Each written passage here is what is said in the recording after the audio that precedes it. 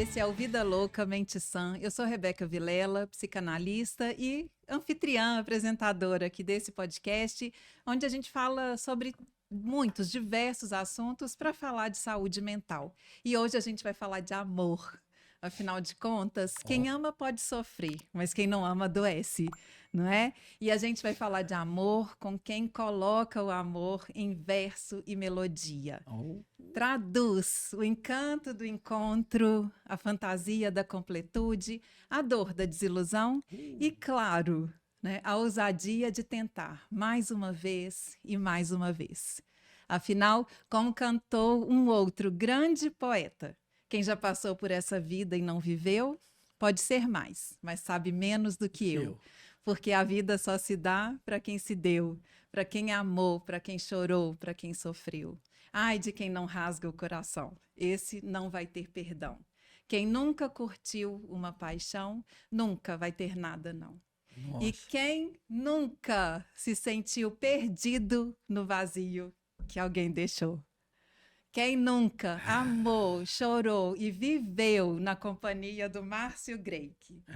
A gente está falando de uma carreira, olha ele aqui comigo, e a gente está falando de uma carreira que se iniciou nos anos 60, né? Como Exato. cantor, intérprete, compositor, multi-instrumentista. Isso naquele tempo não era nada. Começava com um cantor só, porque eu nasci cantando. Quando eu nasci, Ai, quero saber. mamãe falou: ah, isso é menina, foi ver lá. E papai me viu, pegou no colo, deu tapinha no bumbum e eu mandei um lá maior. Ah! Aí pronto, cantor eu já nasci. Mas outras aptidões musicais eu fui descobrindo com o tempo, né, Rebeca? A gente vai descobrindo essas coisas. E na experiência, né? Com a experiência. Autodidata. Eu, quando fui para o Rio de Janeiro para ser cantor, eu não tinha a menor noção do que eu ia fazer, porque eu tinha um repertório grande de canções italianas, que, modesta parte, eu representava bem, mas esse mercado tinha acabado. A influência de música italiana no Brasil estava em decadência.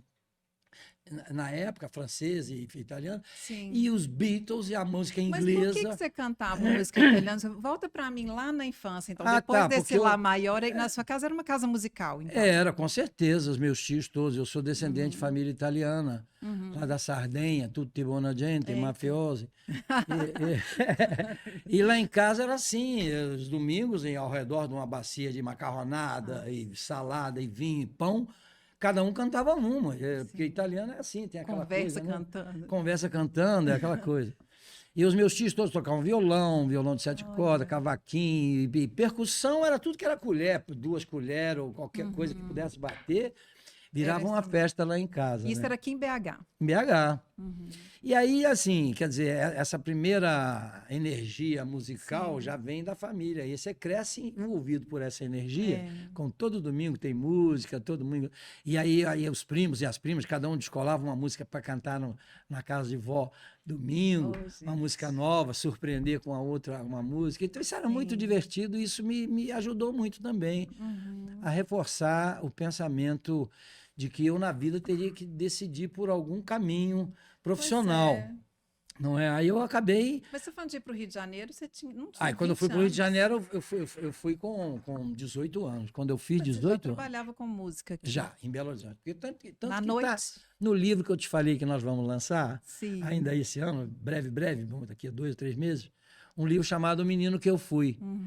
E esse menino foi precoce aqui em Belo Horizonte, muito. Entendeu? Eu cantei muitos programas de auditório, variando as idades.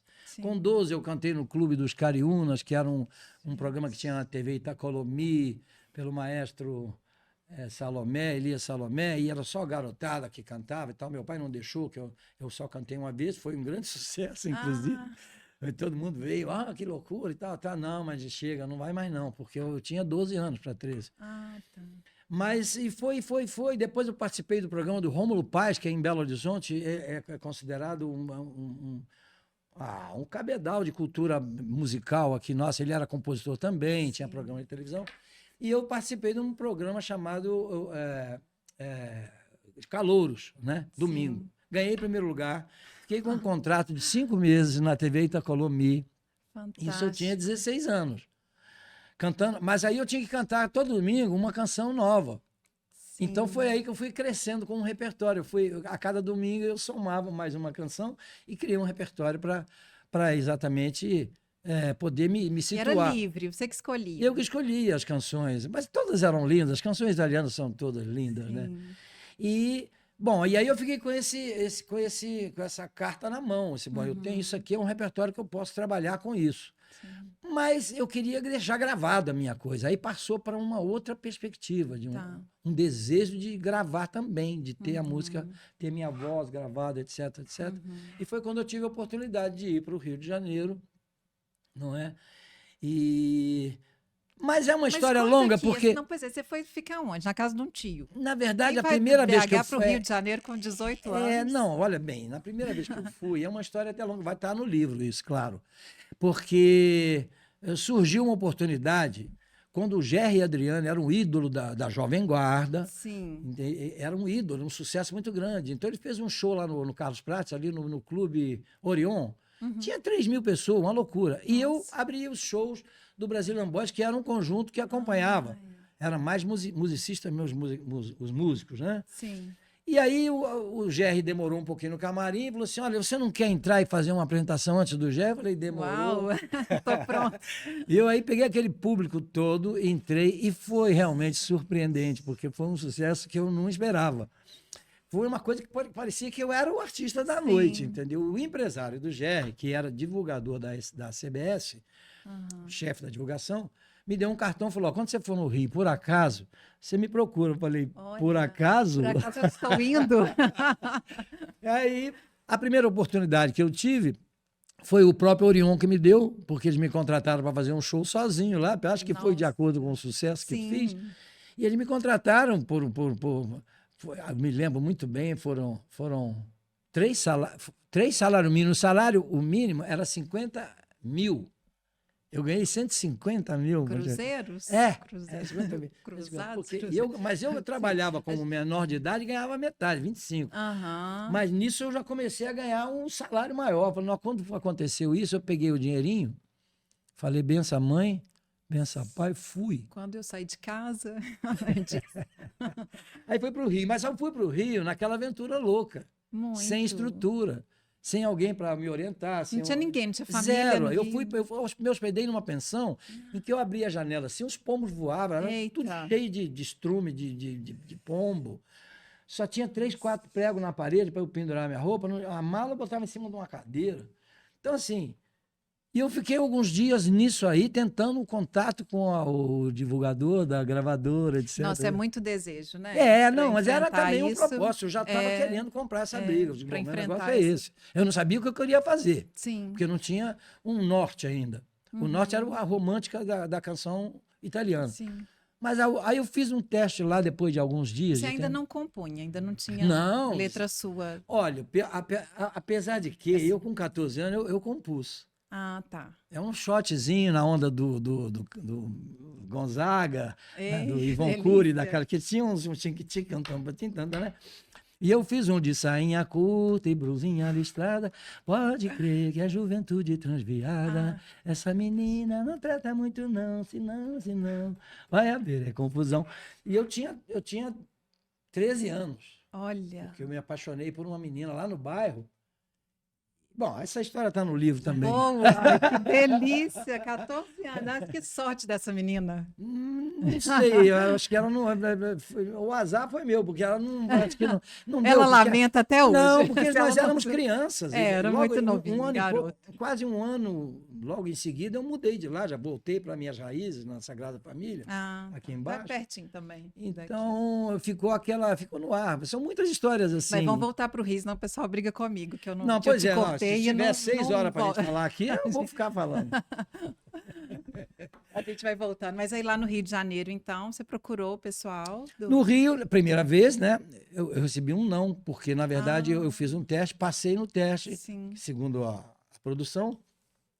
Mas, infelizmente, o cast está lotado. Nós recentemente contratamos um cantor que canta italiano. O Gerry Adriano já havia cantado muito italiano, lançou 2 discos italianos. O italiano está meio assim. E, por enquanto, então, infelizmente. Aí eu fui frustradíssimo para casa do meu tio. Aí vem que você citou lá no Botafogo. Muito humilde, meu tio era muito humilde, mecânico, morava modestamente, mas eu me locupletei do sofá da sala e pensei em ficar ali um tempo, né? Falei, bom, aqui talvez eu consiga alguma chance e tal. E aí eu corri atrás, fui na Rádio Nacional, atrás do Jair de Taumaturgo, que tinha um programa na TV Rio, nos domingos, e conversei com ele muito. E ele falou, então vou te dar a chance de você cantar. Você aparece lá 1 hora antes para ensaiar, e aí se tiver legal, você vai para o ar. Senão, aí eu fiquei suado naquela coisa, toda aquela loucura. Apareci lá, quem tocava eram os Fíveros não era conhecido. Olha. Eles eram acompanhantes do programa. Era uma banda que acompanhava. E aí eles ensaiaram comigo, eu cantei, foi um sucesso, Rebeca. Eu fico até constrangido de falar isso, porque eu não tenho vaidade nenhuma, eu tenho orgulho disso. A gente quer saber essa história. Então foi muito legal. Ele falou, semana que vem você venha, pega outra música aí, semana que vem eu quero ser de novo aqui. Vai. Eu já falei, bom, abri o caminho, né? Sim. Já estou com a porta aberta. Mas eis que eu não tinha ainda me apresentado no Exército. Ah, tá. E o secretário Disseu Pereira, que era o que movimentava todo esse universo musical aqui em Belo Horizonte na época, juntamente com o Aldair Pinto, e ele mandou o secretário lá, falou, Márcio, que você está fazendo tudo errado. Não é nada disso. Porque eu já tinha um certo prestígio aqui. Sim. Então eu falei assim, não, está tudo errado, você tem que ir com uma base, com alguém para te assessorar, para te responder. Então tá, eu peguei, decepcionado, voltei. Fui para servir o Exército, falei, bom, pelo menos vou servir o Exército, né? Que eu era doido com o Exército. Não consegui porque eu tinha 1,61 m e meio na época. E não deu. Gente, queria servir o Exército. Aí eu falei, mas tenente, sargento, sei lá. Pô, cara, esses grandão aí, eu sou muito. Eu sou capaz de. Eu sou melhor que esses caras aí. Qual era o limite? Não, eu tenho uma altura média, no mínimo 66, 65. Foi né? por pouco. Eu era menos que a média brasileira aí naquela época. Sim. E ele pediu, sargento, deixa eu servir, que a minha. Ele falou, não, mas não tem sapato, bota que vai servir você, não tem o uniforme. Não. Eu falei, não, mas tem uma costureira lá em casa que eu era doido para servir o Exército, entendeu? Que curioso isso. Era aquela coisa, né, dos meninos quererem. E seria muito bom para mim mesmo aquela experiência, mas não consegui. Não, sempre é bom. Quem sabe tirar proveito das boas experiências. Eu acho que é uma experiência que você passa de adolescente para a maturidade. É um ano que você passa ali tendo, né? Mas você quase passou direto isso, porque, olha, é tão difícil, né? Na época, imagino que, assim, geralmente, né? Eu falo assim, no geral, claro que é cada caso, mas, assim, um garoto de 18 anos já ter uma visão dessa, sabe? É onde há a precocidade, que eu te digo. Pois é, e uma ousadia de Até falar assim, não, eu porque... vou para outro estado, vou deixar a família, Exato. eu quero ir em busca disso, não deu certo aqui, vou tentar em outro lugar. Até porque era uma época temerosa, entendeu? Sim. Estávamos em ditadura, não tínhamos muita liberdade. As turminhas que a gente, debaixo do poste de noite, tocava com violão e tal, chegava 2 mil, ia circulando. Sim. Aquilo apavorava um pouco. Mas era precocidade minha, eu me achava maduro, eu me achava mais velho do que os meus contemporâneos. Eles, para mim, eram... Sim. Eu gostava sempre das companhias mais maduras. Sim. Eu sempre tive isso.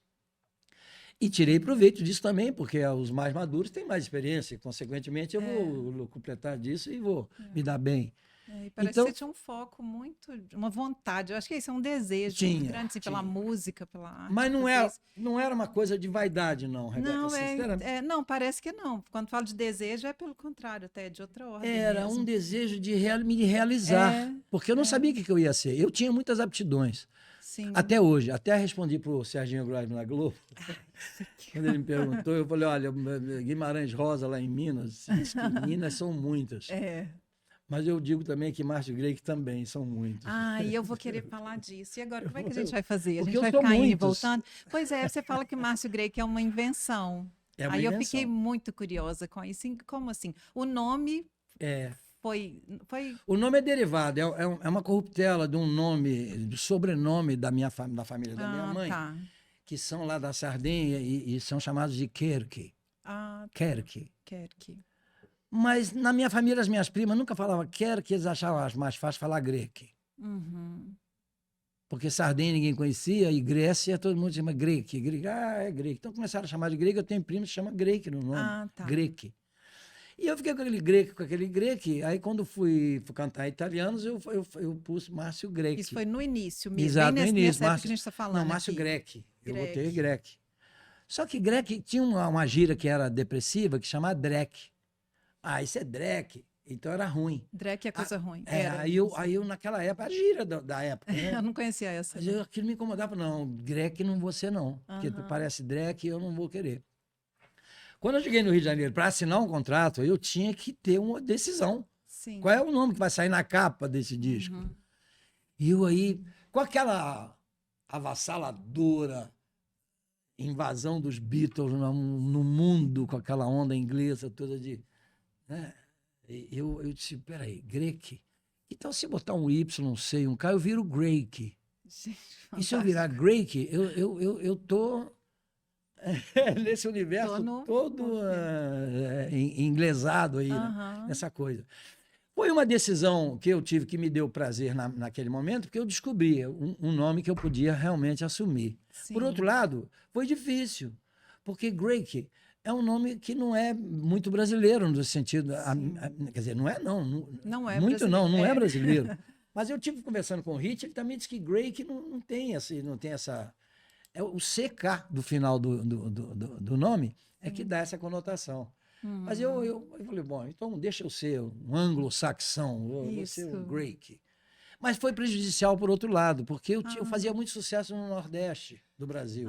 Tá. E o Nordeste, infelizmente, são as pessoas mais simples, nos lugares mais simples, que eu ia naqueles interiores todos. E Grake é um nome complicado para falar. Tipo, mas eu tinha um consolo com Arnold Schwarzenegger. Bem feito, que o meu ainda é bem... É curto, né? É curto. Grake, mas ele não deixava de fazer sucesso por aí, então também não é por isso, ótimo, não. Então, mas claro que prejudicou. Se eu chamasse Márcio Leite, que é o meu sobrenome, talvez fosse muito mais fácil a comunicação naquela. Mas como eu cantava canções dos Beatles e tudo, tinha um pouco tudo a ver. E teve tudo a ver. Né? Foi complicado. Agora eu quero saber dessa invenção por outro lado, então, dessa persona. Então, a gente falou aqui do nome, então, Márcio Grey, que são muitos. Aí eu te perguntei, antes da gente gravar, a gente estava conversando, que eu falei que conversei com algumas pessoas, né, e disse que a gente estaria aqui hoje, e eu escutei algumas vezes também, um galã popstar da Jovem Guarda. Aí 61, eu vim perguntar isso. Hoje eu tenho 63,5, eu cresci 2 centímetros. Né, com esses olhos azuis, você era muito bonito mesmo, né? Ainda é o senhor muito bonito. Podia reclamar, não, Rebeca. Foi muito bem sucedido nessa parte que me complicou a outra. Eu queria perguntar se isso te atrapalhou, te ajudou, se não fez diferença. Ajudou e atrapalhou. É sabe, aquela coisa que, poxa, por um lado, muito bem. Porque eu me sentia... Eu não sabia nem o que estava acontecendo, porque eu via garotas desmaiarem, literalmente. Você falou do Paul McCartney, pum, né? outra ali, pum, e a polícia levando os soldados, que gente, que tumulto, aquilo eu não entendia. Mas o que era aquilo? Não era a minha música, não. Era a minha figura. Seus olhos azuis. Aquele cabelos garoto. Cabelos grandes, longos. Tudo bem, a minha música ia e tal, que também não tinha pretensão intelectual. Eu também não estou concordando muito com você, não. Não, é claro que era a música também. Não, a minha música não tinha pretensões intelectuais. As versões que eu gravava dos Beatles tinham as letras muito infantis, de acordo com a minha idade. Eu tinha 18 para 19 anos. Eu tinha uma carinha de menino, eu fui ter barba com 30 e poucos. Eu não tinha barba nenhuma, zero. Acho que é por isso que eu estou dando um derrame. Deixa aqui. Vingança. Mas era isso, então, quer dizer... Mas quem que é esse Márcio Grey que você inventou? Então, que eu ouvi numa entrevista você falando isso, que é uma invenção. Eu inventei o Márcio Grey, tá? O Márcio Grey, Greyk. Mas eu entendi que você inventou também esse é o cantor, personagem. Porque eu ainda não era compositor. Tá. Era só o cantor. Então eu cantava canções em versões feitas pelo Carlos Wallace, que ele fazia versões. E eu fiz uma primeira composição chamada Venha Sorrindo, que eram com letras muito simples, muito, sabe, sem pretensões nenhuma intelectuais, zero. Era falar de amor, falar que é o que eu sabia, mais ou menos, falar aqui, de tanto cantar o amor aqui em serenata e tudo, né? Então foi por conta disso. Enfim. Então, aí a gente já deslocou. Agora, eu falo que Márcio Grey são muitos. Porque eu conheço Mários Gleis, Márcios Cleis, Maurício Glais, Márcios Kerkes. Mas se eu for botar aqui, vai dar uma página inteira. É muito. Não, mas então Márcio Greik é um. Não, isso é pelo lado do bom humor da coisa. Que Márcio Greik são muitos, realmente, por causa do Greik. Esse Greik desencaminhou um processo de criar. Não, mas eu acho que tem muitas coisas aí, né? Inclusive na sua música. Então, vamos chegar aqui só para essa questão da Jovem Guarda, para a gente falar disso. E aí eu também escutei e vi muito assim, Márcio Greik sempre underground, né? Sempre. E eu fiquei pensando assim, você vai me falar aqui que você não é exatamente da Jovem Guarda, né? Não era da Jovem Guarda. Não era de lugar nenhum, então. Não. Né? Me parece que até hoje, esse CD aqui mostra isso também, né? Que é o CD novo, que tá. Tem influência com essa demais. pretensão de fazer tudo sozinho, quer dizer, eu não era de turma nenhuma. Pois é, pois é. Né? Então, vamos começar da Jovem Guarda. Vamos lá. É ou não é um popstar da Jovem Guarda? Não, na verdade, eu não me assumo isso. Não. Hoje eu não tenho preconceito, nem tenho problema nenhum com isso, nem com o outro, chamado que estigma, que é o estigma de brega também, que às vezes costumo me rotular, misturar no meio das coisas todas. Mas que hoje tem muito artista intelectual que é doido para ser brega também. Porque é para fazer sucesso. Porque o brega é que faz sucesso. Sabe? O que é brega? Pois é, mas brega... O brega, quando eu conheci o termo, era uma coisa pejorativa. E talvez aqui no Sudeste seja pejorativo ou não também. Não, ele era pejorativo no Brasil inteiro. Era, Mas só que no Nordeste havia muitos bregas, os caras, muito cantor sem noção, que eles viam o galo cantar e não sabia onde. Aí mandava, mas aí ficava dentro do conceito brega, porque não está no contexto.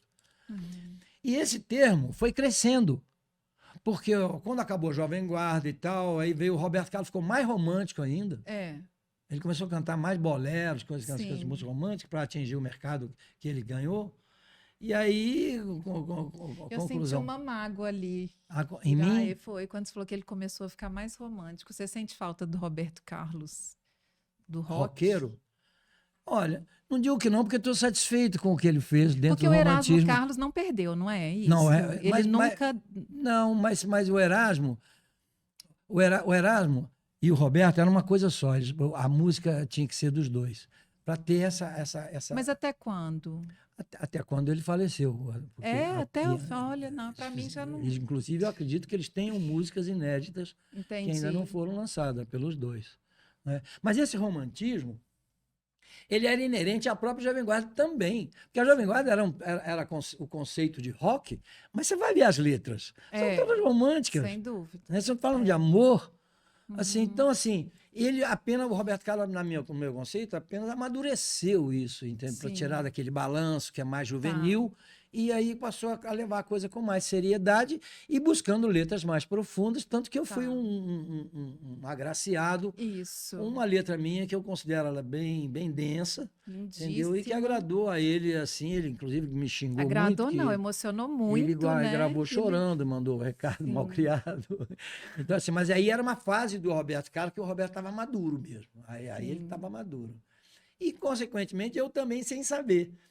Foi quando? Em que ano que ele gravou? Ele gravou em 1978. 78. E depois gravou uma outra, porque eu tive o privilégio de conceber uma outra canção. Falei, poxa, será que o Roberto gostaria dessa também? E mandei. E ele gostou e gravou. Então, assim, eu tenho um orgulho extraordinário. Isso é demais, gente. Porque o que tem de compositor aí querendo gravar com o Roberto Carlos não é normal. Pensa. Acho que todo compositor gostaria, né? Claro. Pelo menos gostaria. Falar, se ele gravasse... Não é meu estilo, não, mas se ele gravasse minha música, ia ser tão bom. Como é que aconteceu? Como é que a sua música chegou? Chegou porque eu estava cumprindo um contrato com a extinta CBS, e eu tinha um contrato para fazer mais um disco ainda. E eu já estava querendo ir embora.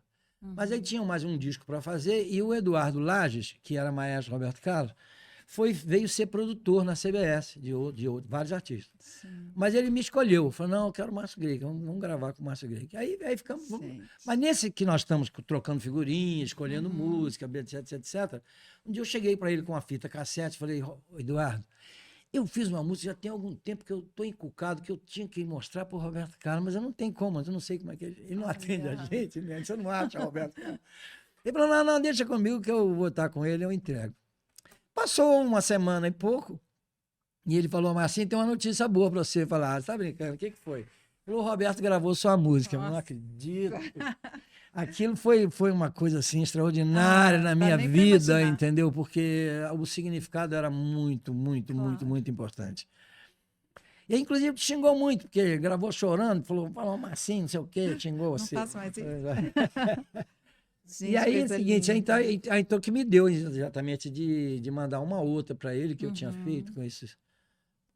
Aí eu mandei depois. Mas essa que ele gravou foi assim, com o Eduardo Lage. Sim. E a outra eu embalei e falei, Eduardo, leva mais uma aqui. Canta um pedacinho, pode? Vivendo por Viver. Vivendo por Viver. Essa canção, inclusive, foi regravada pelo Zezé de Camargo e Luciano. E eles venderam mais de 5 milhões de discos, porque venderam 3 milhões na primeira remessa, como cantores. Depois fizeram ao vivo, gravaram ao vivo e venderam mais 2,5 milhões na época. Já passou de 3 ou 4 milhões com eles. Não, e quem mais? É Roberto Carlos? Aí gravou o Sérgio Reis, Nando Reis. Nando Reis também. Fez clipe e tudo. Enfim, a música é assim. O refrão assim, as lembranças me chegam sempre em noites tão vazias e mexem tanto com minha cabeça que quando o sono vem o dia já nasceu e a distância me tira pouco a pouco a esperança de ter você comigo novamente e reviver aquele nosso grande amor. Sem motivo, vou vivendo por aí, por viver. E aí vai. Ai, é bonita demais. Aí eu achava assim, mas ela era um pouco densa e triste, eu até chegava a pensar que o Roberto não ia gravar isso, porque é muito densa, né? Uma letra que não se ouve facilmente por aí, não. São uma letra profunda. Porque meus valores tão confusos, reprimidos por você, troco o passo sem sentido pelas ruas, sem saber onde ir, viver também já não significa mais nada. Todas as tensões que aquilo que você falou há pouco tempo atrás aqui, que a pessoa às vezes não sabe, mas ela quando cai nesse vazio, dessa armadilha, ele se lasca. Exatamente. Exatamente. Está muito seguro. Acha que está tudo no controle, né, da vida e vamos. Exato. Né? É porque isso foi antes da gente gravar, então acho muito legal comentar isso, né? Então, falar com o pessoal, porque a gente estava conversando antes, a gente conversou muito tá certo, antes de gravar. Bem feito, tem que gravar logo. Mas a gente estava falando isso, né? Que você falou que está meio perdida essa música romântica, né? Não, hoje em dia eu ando muito assustado. Né? Pode estar perdido porque não está na moda, ou sei lá, no discurso. A gente comentou, foi isso, está perdido, no discurso, mas na hora da dor mesmo dessa experiência. Não, por isso, é o tal negócio. Eu tenho percebido que o romantismo, eles estão execrando o romantismo. Entendeu? Assim como fizeram com o brega, que botou o romantismo todo dentro do brega, hoje qualquer romântico é brega. É brega, Só que lá no Nordeste, esse nome brega é respeitado como sucesso. Você é brega? Então ele é o cara. Então, entendeu? Não, só que é uma certa ignorância, né? Considerar a música brega sinônimo de música ruim. Problema tem de música cultura. Boa, tem música ruim, tem muita música romântica. Muito não boa. É porque é ruim, não. Às vezes a música é até boa. Você tá doida?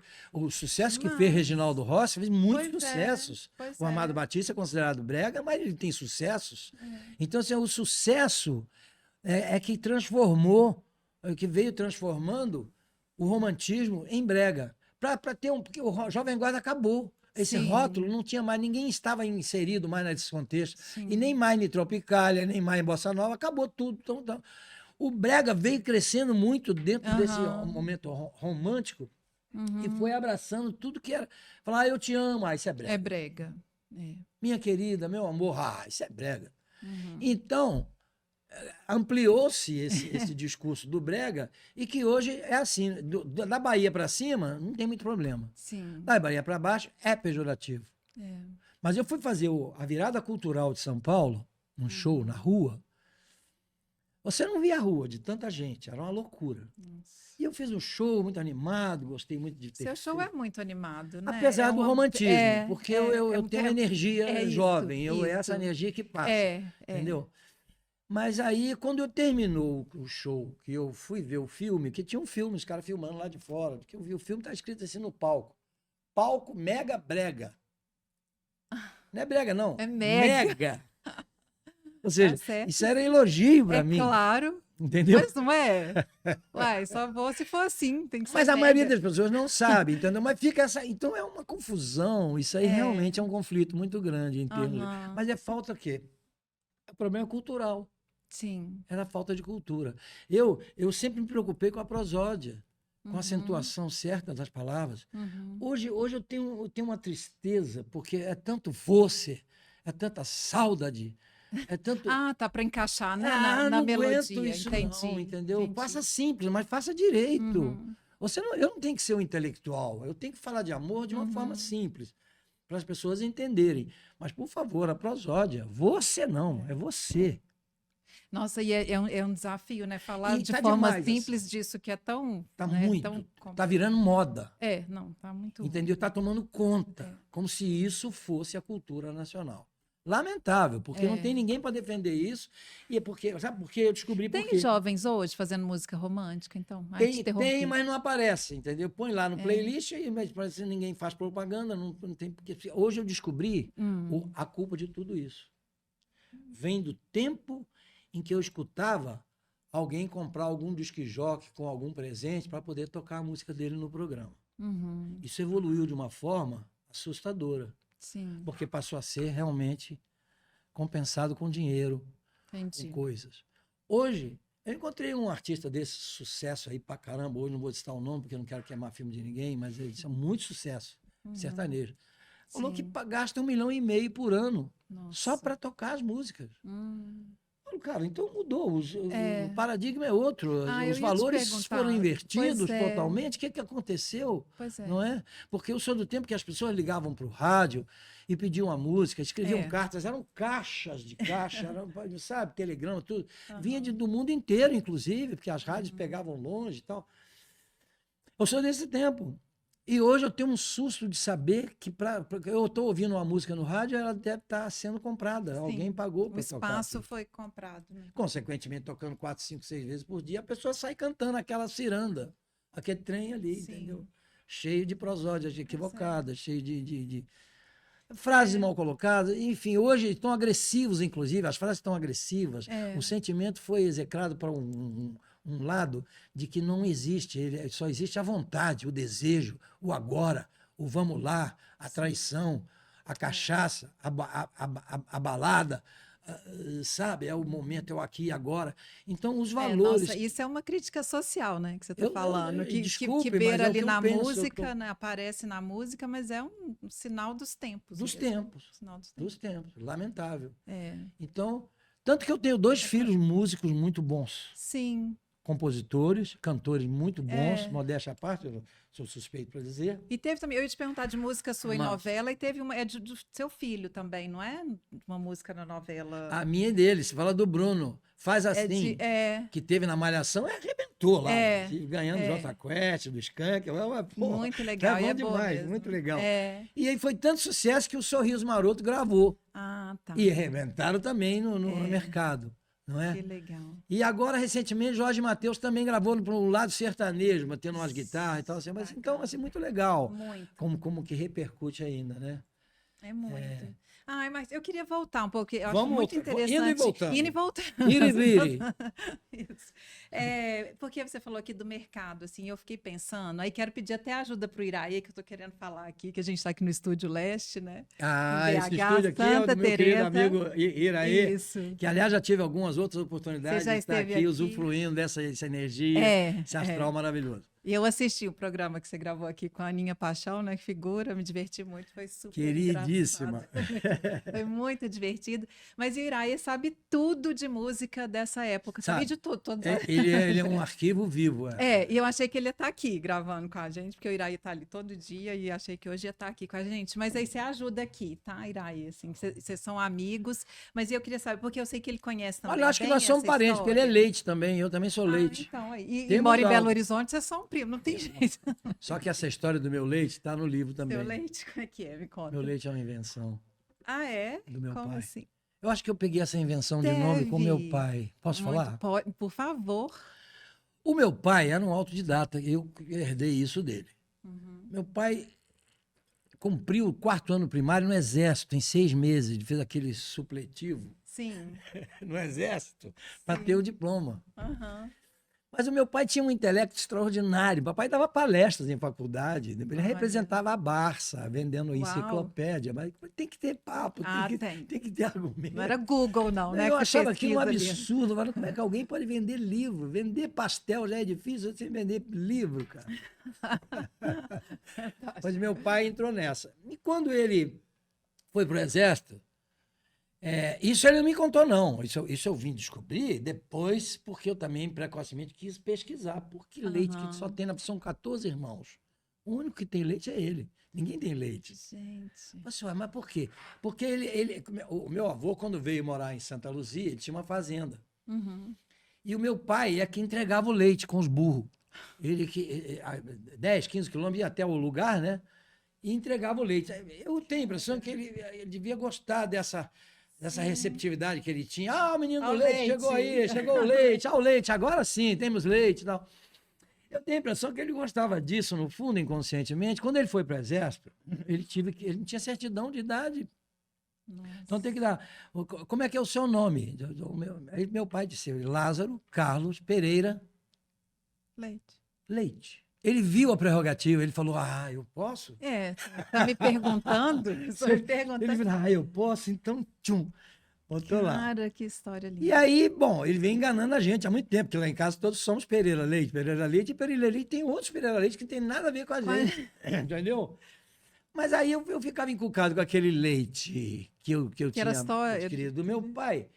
E pesquisando aqui, ele tinha uma irmã muito contemporânea dele, que foi a última que nos deixou, com as histórias todas da família. Ele nunca tinha contado essa história? Não, ele contava para nós que era um Pereira Leite. Pereira Leite, não, era uma avó dele, que foi um nome que alguém quis homenagear a avó dele. Tá. Aí botaram leite e tal. Aquilo eu não engoli aquilo. Eu falei, não, isso aí tem um trem errado, é isso. Então, esse trem está errado. Aí você foi conversar com a tia? Um bate-papo com a minha tia e falou, seu pai é doido, menino. Seu pai é doido. Esse leite aí ele inventou. Porque ele entregava leite, eu lembro que só pode ser por isso, porque não tem leite nenhum, mas não. Bonito demais. Eu falo, mas o papai tinha uma identidade com aquilo que ele fazia, e aquilo era bacana, e ele enalteceu aquilo e trouxe para si uma história que foi com ele a vida inteira. E, de novo, também dessa simplicidade, né? De uma experiência ali tão bonita. Aí eu descobri, e eu só fui descobrir a realidade mesmo depois que ele tinha ido embora. Uhum. Porque eu ia antes de peitar ele, olho no olho, e falar, meu, ajuda aí. Como assim? Gente, que bom que ele fez isso. Fez isso. Muito lindo. Então, assim, eu acho que, de certa forma, eu acabei imitando ele de alguma forma, porque ele não gostou quando eu botei Greik. Por que não é Márcio Leite? Sim.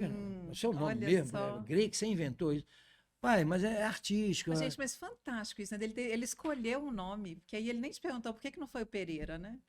O Pereira é da família toda. Pois Pereira, mas ele te perguntar assim, por que você não escolheu o nome que já era da família? Não, ele te perguntou assim, por que você não escolheu o que eu inventei? Porque eu tinha mais influência da família da minha mãe, entendeu? Que a gente convivia mais. Mas eu gostei, foi da pergunta dele, achei muito especial. Dessa indignação dele, por que Greik não Leite? Mas depois ele ficou orgulhoso. Claro. Eu lembro que ele Márcio Greik, ele me chamava assim, ô Márcio Greik. Ele deve ter pensado, eu inventei. Gostando de falar esse nome. Não, ele deve pensar, eu inventei, ele também inventou. O sangue tá aí, né? Mas eu acho que eu sou o filho mais parecido com ele mesmo. Eu puxei ele quase em tudo. Meu pai, eu tenho muito orgulho. Vocês são muitos? Nós somos 4 filhos, né? Perdemos uma irmã, ainda com uma mãe, ainda com ele no parto, uma criança. E adotamos uma prima, que ficou sendo minha irmã durante a vida toda, também já falecida.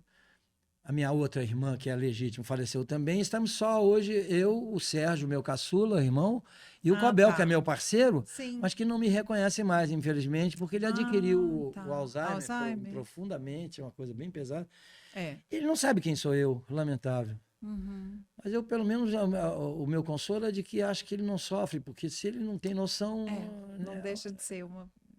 aí eu fico um pouco mais consolado, porque éramos, assim, muito juntos sempre, a vida inteira, compondo, sempre parceiros, né? Sim. Inimigos. profundos. Irmãos, né? Eram irmãos mesmo, Irmãos, né? Em todos os inimigos sentidos desse laço. Esse laço aí, Mas eu tenho muito orgulho do Cobel. O Cobel é um cara inteligentíssimo, era. Não é mais porque não pensa mais, né? Mas tudo que ele pensou e nós pensamos juntos foi produtivo. Temos uma obra musical que ficou, que nós fizemos juntos. E eu tenho muito orgulho disso. Isso é de ter orgulho mesmo, é muito especial. Certeza. Pois é, Márcio. E a gente está falando de tanto tempo de história, né? Eu misturei tanto assunto aqui. Não, mas tá bonito demais. Isso tá bonito demais. E eu fiquei muito curiosa para pensar assim, a gente está falando aqui de 60 anos acompanhando um mercado da música. Como assim? Não é? Você está desde os 60, seu primeiro disco? Não, eu acompanho desde os 4, 5 anos. Eu me lembro, nesse meu livro tem esse departamento. Eu me lembro que outro dia eu postei uma foto minha com Ângela Maria, uma cantora tradicional da velha guarda. Eu era menino de 5 anos e eu escutava ela, eu ficava entristecido, eu ficava invocado, aquilo me provocava, porque as letras eram maduras. Sim. Entendeu? És um fósforo queimado, atirado no chão, tu para mim és ninguém, que procura outro alguém que te ajude a viver. E eu prestava atenção, falei, tem um trem errado aí, esse cara tá sofrendo, ela tá malhando o cara demais, coitado. Era uma gorjeta deixada num botequim, olha as frases que tinha na música. E aquilo eu com 5, 6 anos, falei, tem um trem pesado a isso, esse cara, coitado. Ficava com pena do cara. Defendendo o cara, não. Ou seja, eu já tinha, nessa época, uma antena ligada nesse universo das palavras, no universo das poesias, no universo das canções, enfim, eu já tinha uma ligação. Quer dizer, com 14 anos você já estava maduro para escrever mesmo. Em relação a isso, já tinha 10 anos. É verdade. Ai, muito legal. Mas eu fiquei pensando no que mudou de lá para cá, né? A forma, por exemplo, de produzir. Esse CD mais recente, né? O Envolver. Esse Ele é de agora, recente. Isso é uma história engraçada, porque isso foi quando eu parei geral, eu perdi a motivação toda da minha vida durante uma época. Não vou aqui citar os problemas, nem são os porquês, mas houve uma desmotivação total em minha vida. Eu achei que não valia a pena mais. Em princípio, comprei um sítio lá em Saquarema, aliás, com o dinheiro que o Roberto Carlos... que eu ganhei dos direitos autorais rendidos pelo Roberto Carlos. Comprei um sítio. E sumi, fui para lá. Fiquei 10 anos lá fazendo terapia, autoterapia, né?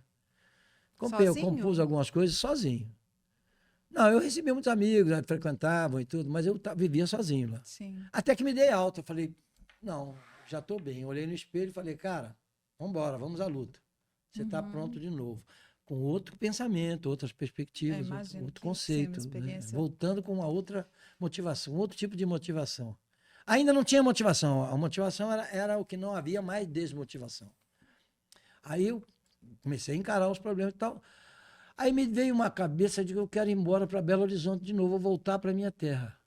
Porque as decepções foram muitas, em todas as áreas, profissionais, físicas, matrimoniais, enfim, na minha vida social. Enfim, e aí eu falei, quer saber, eu vou para Belo Horizonte, vou voltar para minha terra. E voltei para cá e foi a melhor coisa que eu fiz na minha vida. Porque isso foi quando? Tem quanto tempo? Eu não guardo nada passado. Uns 20 anos? Fui em 92, quando eu voltei para cá. Aluguei uma casa na Pampulha, lá, Belo Horizonte, e comecei a querer resgatar um Márcio Greik que ainda não existia, mas ao mesmo tempo ele já tinha 50% a favor. Eu era um nome conhecido e tal, mas eu queria me mostrar diferente. Entendeu? Nossa, e fui trabalhando isso com muito... Olha, gastei, tem 30 anos que eu estou em Belo Horizonte. Mais de 30 que eu voltei. Então, eu passei muito tempo no sentido pejorativo da coisa, de ter que ralar mesmo, para subsistir aqui em Belo Horizonte. E aí, bom, a coisa foi caminhando de novo, eu fui de novo restabelecendo a minha motivação, e com essa motivação botava a minha cara nos lugares, e aquilo foi revivendo até que o meu filho mais novo foi morar na Flórida e falou, pai, por que você não compra um computador assim, que tem um aplicativo tal, que é um estúdio, e que você fica aí brincando, fazendo suas músicas, você vai compondo, você vai criando as ideias. Eu falei, não, meu filho, existe isso? Você falou, existe. Porque eu sou do tempo de gravar em 2 canais com um estúdio alto. É isso que eu quero saber, mas estou adorando essa história. Porque olha que mudança. Quando eu vi o computador, que é o aplicativo, eu tinha quantos canais eu quisesse abrir. Eu podia fazer vocal de 10 pessoas comigo sozinho, fazendo primeira, segunda, terceira, quarta voz, quinta, e harmonizando. Sim. Eu descobri a Disneylândia. Falei, caracas, que legal. Ah, eu não quero saber de vida artística, eu não quero saber de nada. Eu quero isso aqui. E eu me enfurnei no meu tem um home, um estúdio pequeno, e eu me enfurnei ali. Eu tenho teclado, baixo, eu tenho um baixo que é o do Paul McCartney, do Hoffman, legítimo na época, minhas guitarras e tal, e a harmônica. E eu comecei a brincar de criar as minhas ideias de harmonização, de arranjos, entendeu? De lançar. Mas não tinha pretensão nenhuma de lançar, não. Era uma coisa minha, de ficar brincando. Sim. Mas eu participei de um projeto do Marcelo Frois, no Rio de Janeiro, que é dono da gravadora Descobertas. Ele descobre tudo. Ele é um cara que só faz sacadas. E ele tinha feito um tributo aos Beatles, no Álbum Branco, que inclusive tem Flávio Venturini, tem a Gil Marques aqui de Belo Horizonte. E eu gravei o Marta Maidia, eu e o Souza, Rubinho de Souza, no estúdio dele, só nós dois. Fizemos Marta Maidia lá e tal. E foi muito elogiado o Marta Maidia, no conceito que nós fizemos. É, bonito demais. Passou muito tempo e tal. E o Marcelo falou, aí me ligou, de repente. Ô, Márcio Grey, quanto tempo, que saudade, não falo contigo? Ah, pois é, pai. Tava, olha, bicho, eu tô te ligando pelo seguinte, porque já é a segunda vez que eu sonho com o Raul Seixas e ele me enche o saco, ele pergunta, o que o Márcio Grey está fazendo? Cadê o Márcio Grey? Que fala, não é possível, você está brincando. Ele falou, não sei por quê, estou sonhando com o Raul Seixas, cobrando de você uma postura, não sei que você sumiu, porra. Falei, gente, mas jura? Esse sonho aconteceu? Que coisa. Ele me contando, gente, né? Eu falei, Marcelo, vou te mandar umas coisas que eu estou fazendo aqui de brincadeira, bicho. Eu estou brincando no meu estúdio. Ah, manda mesmo, que eu quero ver, manda mesmo. Ele adora descobrir coisas. Eu mandei umas 3 ou 4. Falou, Márcio Grey, bora lançar isso amanhã. Falei, não.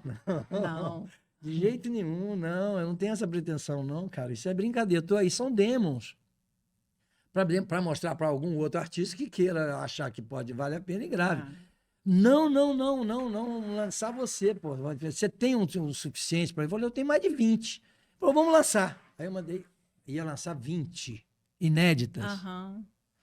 E aí, no meio do caminho, eu falei, não, Marcelo, 20 é muito. Ninguém está ouvindo nada hoje em dia. Você lançar 20, você prende as canções. É verdade. Ele falou, não, você tem razão, vamos dividir em 2. Vamos lançar 13 e depois lançamos mais 13. Eu falei, então tá bom. Aí terminamos e ele, com a coragem dele, o aval dele, eu falei, bicho, a culpa é sua, não é minha.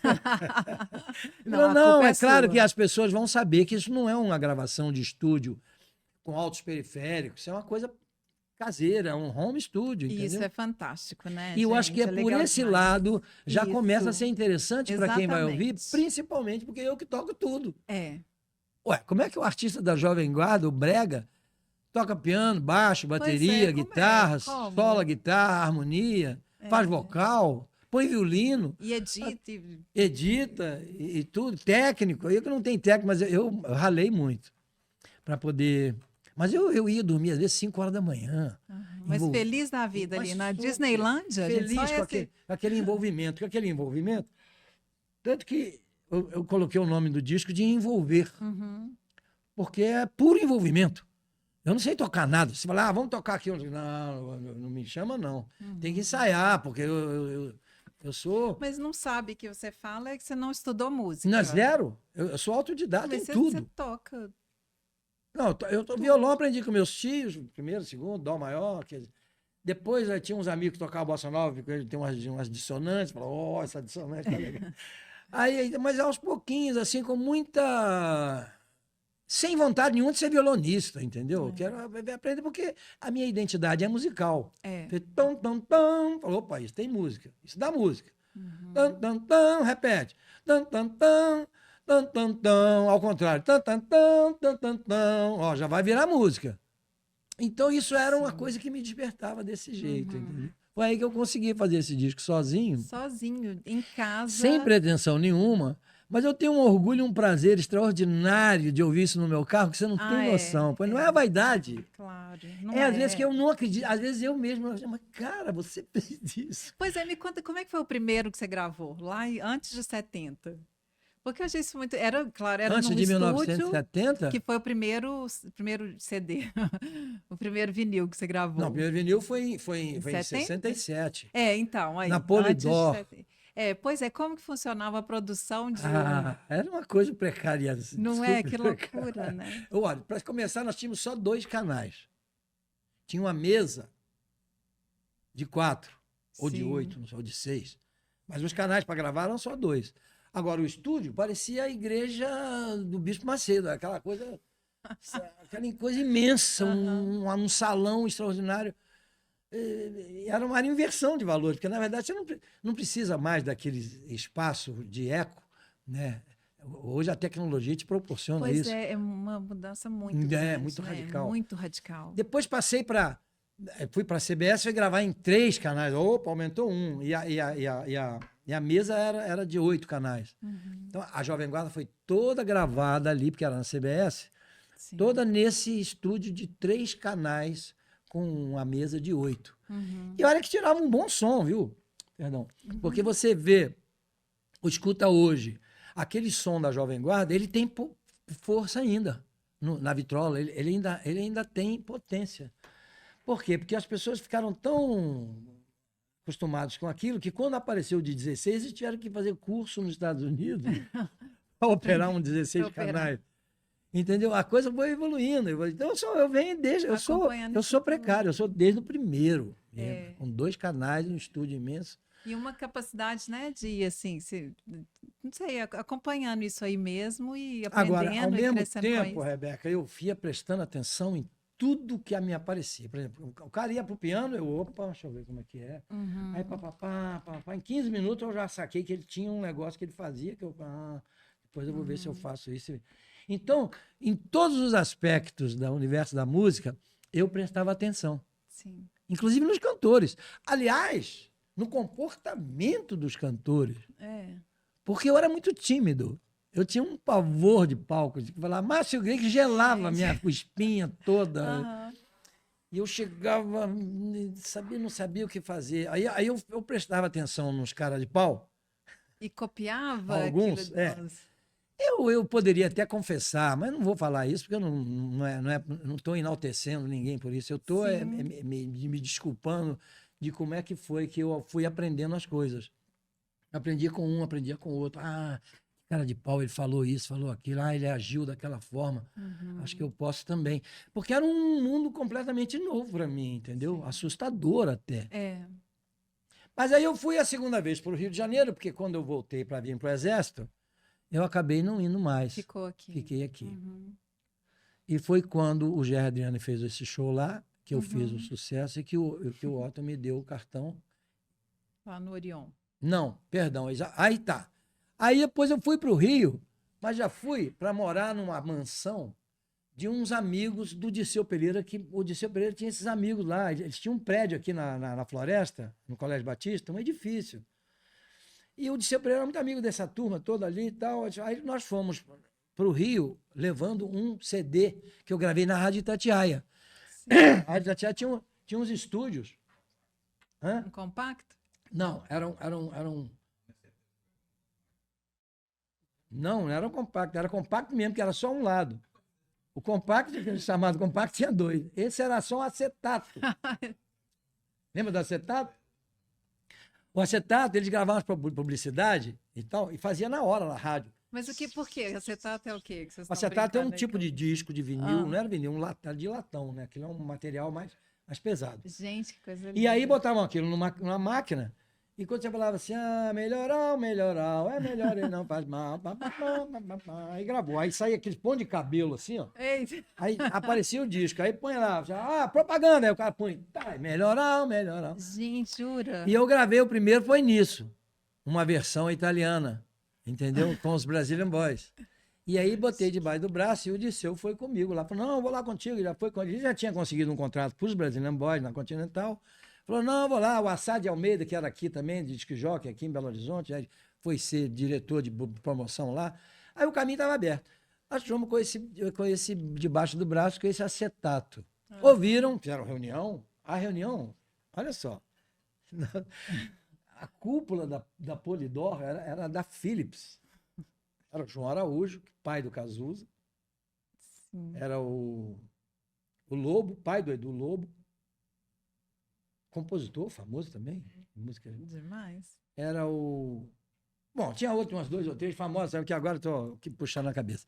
Aí fizeram aquela reunião e falaram, não, tá bom, isso tem condições de estar contratado. Mas você tem que morar no Rio.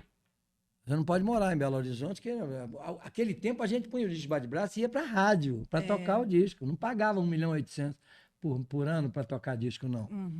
Tinha que ir lá, com ele debaixo do braço. Claro que a gente se sujeitava a fazer programas de graça também, alguns shows que eram... e que levavam vários artistas, ninguém ganhava nada, era só para promover mesmo. Então tinha esse conceito, né? Uhum. Então foi através disso. Mas... Aí ficou no Rio. Foi dessa vez que... Nós fomos visitar essa família, que tinha um duplex, uma cobertura no edifício inteiro. Fomos lá passear. Tinha piano, sanfona, violão, ninguém tocava nada. Porque eles eram muito ricos, eles compravam. O menino, quando cismou de fazer um conjunto, comprou tudo, não sabia nada, não tinha vocação nenhuma. Um dia ele contratou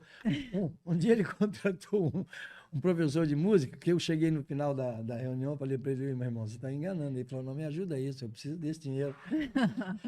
Porque ele não tinha vocação zero, noção nenhuma de música.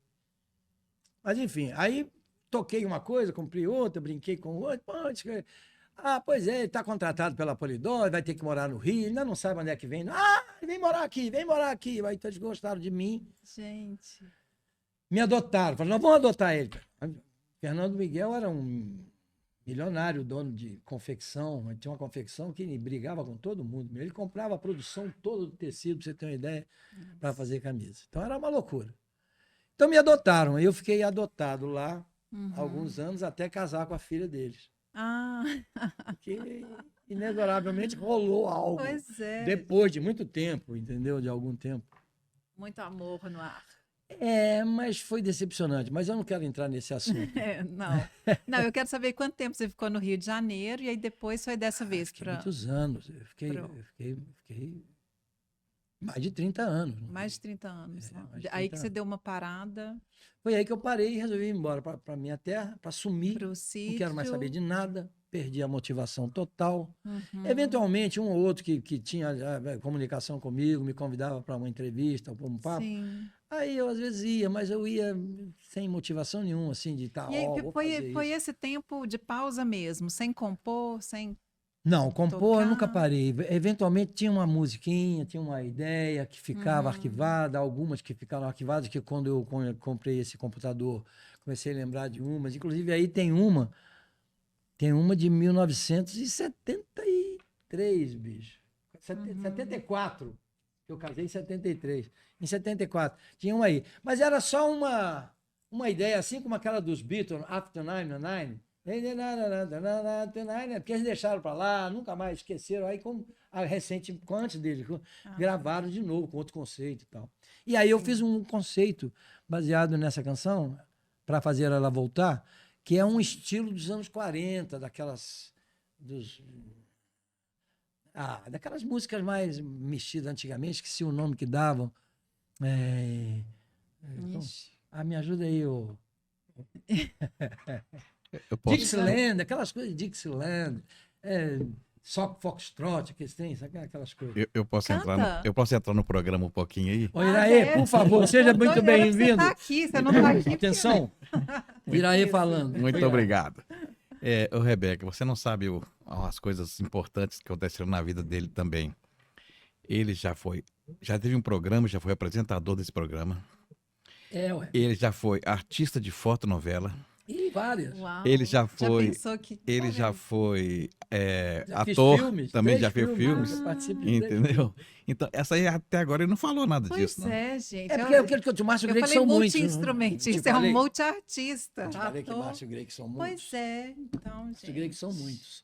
Nesse contexto, mas na verdade eu sou um só, é a essência que eu tenho, essa essência é minha. Eu acho que é uma né? inquietação, uma vontade assim de Não é, porque cada produzir, pessoa nasce de um jeito. Eu, quando comecei a perceber, falei, mas Deus foi muito legal comigo, porque ele me dá cada ideia diferente. Eu trabalhei aqui em Belo Horizonte com o Ari Caetano, que era um cenógrafo, que enfeitava Afonso Pena toda para os carnavais, enfeitava clubes. Aqui em Santa Teresa mesmo eu trabalhei com ele, no porão da igreja de Santa Teresa, fizemos muitos cenários para clubes, para o PIC, para o Belo Horizonte Clube, enfim. Olha, eu era meio carpinteiro e pintor, porque ele riscava e falava, tinta azul, tá passando por verde, aqui passando por amarelo. E eu é que ia nessa, comprava essas brigas, entendeu? Então, assim, era uma outra carreira que eu poderia ter seguido, como cenógrafo e tal, pintor. Eu tenho alguns quadros que eu pintei. Enfim, é porque o Masgrave que são muitos mesmo, mas é o que eu quero dizer. Muito na verdade, expressivo, né? eu tenho muitas aptidões. Eu sou grato a Deus pelas aptidões que ele naturalmente me deu. Todo mundo acha que tem aptidões, é preciso perceber, se descobrir. Mas essa sua é muito especial, eu acho mesmo que é um privilégio quem tem essa aptidão para a arte, para se expressar. É por isso que eu não tenho vaidade nenhuma, é uma coisa inata em mim, eu tenho orgulho, muito orgulho. Tem que ter mesmo. Mas, puxa vida, eu fiz isso, aí eu fiz. Tem que ter mesmo. Mas qualquer um pode e fazer, essa experiência de cinema, de atuação? Cinema foi muito legal. Deve ser bacana demais. Uau! Eu tinha 20 e poucos anos. O cinema ainda era em preto e branco, não tinha cinema colorido ainda. Quer dizer, no Brasil, né? Acho que alguma coisa eu já devia ter feito nisso, mas a moda era preto e branco. Os filmes todos da Atlântida, com Grande Otelo, Vanjorico, aquele tempo, Ronaldo Golias, Dercy Gonçalves. Era aquela patota que eu fui trombar com eles no contrato que eu assinei com a TV Tupi logo que eu fui para o Rio. Eu tive a oportunidade de ir lá cantar num programa, junto com outros que o empresário promoveu. E o diretor me separou e falou, você quer ficar contratado aqui? Eu falei, brincou. Olha. E o salário era 500, para começar era 500, o salário era 50 mil. Eu passei, o meu primeiro salário era 500. Ele falou, olha, é os primeiros 3 meses, depois a gente aumenta para 700, 800. Você está brincando? Aí começou a minha vida, mudou tudo, né? Sim. Mudou, foi tudo. É uma loucura. O programa de TV era lá no Rio? O programa de TV? O programa. O que eu apresentei? O que você apresentou. Em São Paulo. Porque a TV Tupi ela tinha lá era em São Rio, Paulo, São Paulo e tinha no Rio. No Rio era Telecentro, que gravava vários programas para exportações. Então o Nordeste só recebia os programas da Bibi, A Grande Parada, o Fahrenheit 2000, tudo uma semana depois. Porque até então era gravado, remixado, ajustado, aí aquelas fitas dessa grossura, que ia naqueles negócios, no avião da Varig. Ai, gente, isso aí dava um filme também. Demorava um dia inteiro, 12 horas para chegar em Fortaleza, em Manaus. Mas ia, não é? Então, esse era a TV Tupi dessa época. E eu fui contratado pela TV Tupi do Rio. Mas claro que elas tinham ligação e acabaram me levando com a Sandra para apresentar um programa em São Paulo, para concorrer com a Jovem Guarda. Claro que era uma pretensão estúpida, porque a Jovem Guarda dava 40, 30 e tantos, e nós dávamos 13, 12, Mas isso 14. é demais, é muito, né? É muita coisa que você está falando. Né? A gente está muita falando de coisa. Jovem Guarda, então você já só esse Não, convite inclusive o seguinte, pra um dia a Jovem Guarda me pediu para ir lá, me convidou. E eu estava no meu programa na Tupi. A Jovem Guarda era na TV Record, de São Paulo. E eu tive que pedir a autorização, a direção toda. Falei, poxa, mas eu não posso perder, a Jovem Guarda é um sucesso, eles estão me chamando. Não, então tá, autorizado. Me autorizaram, eu fui. Eu cantei uma vez na Jovem Guarda. E eu ainda me lembro, que eu vou até contar isso aqui, porque foi engraçado. Porque eu era muito tímido. E quando eu entrei, assim, o Roberto Carlos me chamou, ele saiu lá do palco e veio andando para a Coxia, para encontrar comigo no caminho e eu ir lá cantar. No caminho eu encontrei e falei, pô, bicho, como é que eu me situo? E falou, bicho, quer aparecer, sobe naquele... Quer aparecer mais um pouquinho? Sobe naquele queijo ali, ó. Que era um queijão dessa grossura. Que a gente subia. Ele falou, você vai aparecer mais, pode subir lá. Mas tudo de brincadeira, né, claro. Sim. Mas eu achei aquilo interessante porque ele tinha esse bom humor, essa coisa, né? De não levar tão a sério, assim. Porque, na verdade, o programa Jovem Guarda era uma brincadeira, né? E ele descontraiu. Descontraiu. Ali, aí me descontraiu momento. um pouquinho, falei para tudo. Mas foi a única vez que eu cantei na Jovem Guarda. O que você cantou lá, você lembra? Eu cantei uma versão de Your Mother Should Know, do Paul McCartney, dos Beatles. Your mother should know. Mother should know. Aí já que mamãe me ensinou. Diz que a mamãe me ensinou, eu estava lendo essa letra. Disse, mamãe me ensinou. Eu vou cantar a velha canção que o papai cantou há tempos atrás. E agora eu canto só para você. Mamãe me ensinou. Your mother should know. Então, mas era assim, eu tinha 18 para 19 anos, então tinha tudo a ver com a minha imagem mesmo, falar bem de uma forma mais infantil, mais juvenil, né? Sem ser muito maduro. Muito lindo, muito lindo. Ai, queria te perguntar tanta coisa de tanta gente. Se perguntar, eu respondo. Não, você tocou com o Lulu Santos antes dele ser Lulu Santos. Ué, né? Você sabia lançou disso? Lançou o Lulu Santos. Pois eu não promovo isso porque eu acho até que ele vai se incomodar. Poxa, esse cara ficar falando meu nome. Mas jeito. Eu não sei porque... Sorte dele. Eu acho assim, que quando eu fui gravar uma canção, que eu cantava em serenatas aqui, eu tive a ideia de fazê-la no estilo do Procol Harum, com aquele órgão, né? Aquele órgão especial do Procol Hammond, né?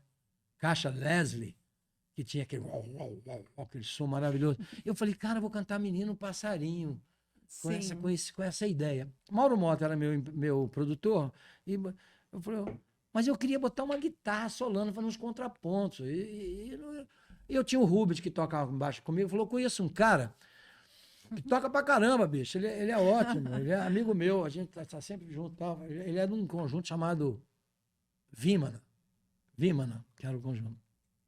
Aí eu falei, chama ele, Ele chamou, chegou o Lulu Santos lá, com a guitarra dele, gravou 2 músicas comigo, um compacto simples, um lado e outro. Gravou o filho do Passarinho e outro lado, uma canção minha que hoje, se eu pudesse quebrar o lado B, eu quebrava. Não, ainda bem que não pode. Aliás, tem um outro disco que eu queria quebrar também, viu? Mas eu não vou falar disso, não. Enfim. Muito legal. Raul Seixas, gente. Como é que é assim ser amigo do Raul Seixas? Até agora, depois. Seixas, olha só. entre dimensões. É claro que eu fui amigo do Raul Seixas através do Gerry Adriani. Porque o Gerry Adriani passou o Gerry Adriani, eu conheci o Gerry Adriani através dessa família que eu fui morar lá. Porque numa festa de 15 anos dessa moça, quem cantou foi o Gerry Adriani e quem tocou o baile foram os Fivers. Eles eram muito ricos, eles contrataram, fizeram uma festa linda.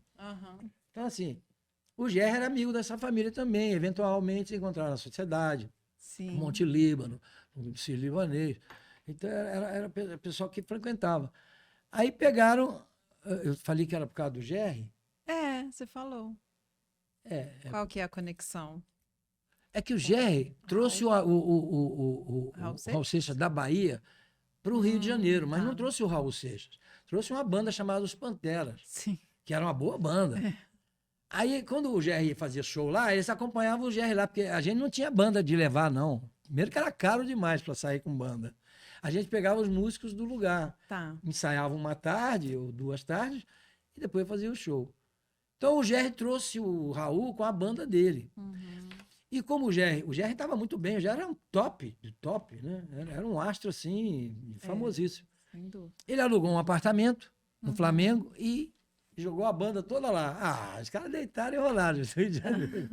Começaram a se despontar e tal. E o Raul, com aquela amizade com o Gerry, fizemos amizade também. E frequentávamos o mesmo estúdio, que era o estúdio da CBS, né? E que, inclusive, depois o Raul passou a ser produtor também. Começou a produzir, a compor com o Mauro Mota, fazer parceiro. Até eu gravei uma do Raul. Tem uma que eu gravei. Pelo menos para falar, Raul. Gravei o Raul. Minha homenagem a você. Mas uma música muito densa também, muito sentida, entendeu? Que eu não dei muita bola para ela naquela época, era um LP, são 12. Aí eu queria dar prioridade às que estão mais na boca de fazer mesmo, entendeu? A dele era uma coisa muito mais complexa, muito mais densa, e não era música para estourar, mesmo porque eu já tinha tido uma experiência com Impossível Acreditar que Perdi Você, que eu durei 1 ano para fazer sucesso. Mentira! Estou te falando, o disco era debaixo do braço. Eu ia para a Rádio Globo. Eu saía às 7 horas da manhã de casa, tomava um café, e às 7h30 estava na Rádio Globo. Depois eu ia para a Rádio Tupi, depois eu ia para a Rádio Metropolitana, depois para a Rádio Guanabara. Gente, E mas assim, é incrível essa atravessava a insistência e uma ponte. música que depois nunca mais parou de tocar. Não, você tem uma ideia? Eu me lasquei o ano inteiro, eu ia em tudo que era programa. loucura. Eu cheguei na gravadora um dia, eu falei, olha, chega, Escuta isso aqui, direito. cansei, não quero mais não. Vamos mudar de Olha. música. Naquele tempo a gente trabalhava as músicas. Essa daqui é de trabalho. Falei, vamos mudar a música. Falei, mas não, vai mudar nada. Vou mudar, não aguento mais essa. Ele falou, agora, bicho, desculpa te falar, mas você vai ter que cantar essa música a vida inteira. Mas por quê? Porque ela estourou. Mas Você vai se arrepender desse um ano insistindo. Mas o que é estourar? Eu falei, estourar é que tem muito mais pedido do que produto para entregar. Eu falei, você tá louco, é mesmo? Falou, é. Falei, então, você vê, o tempo que demorava para você... Uma música, como Impossível Acreditar que perdi você, que tem 5 minutos e tanto. Aquele tempo, 2,5, 3 já era para entrar a propaganda, entendeu? Música acima de 3 minutos, a gente tirava o som antes de acabar. Sim. Cansei de ver isso. E a minha aconteceu muitas vezes isso também.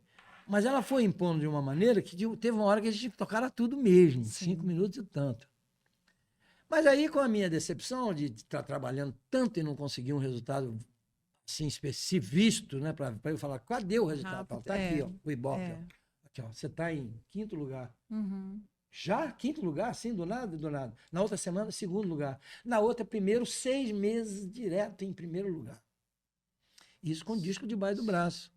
Então, um disco, essa canção do Raul Seixas era muito difícil, era uma boa canção.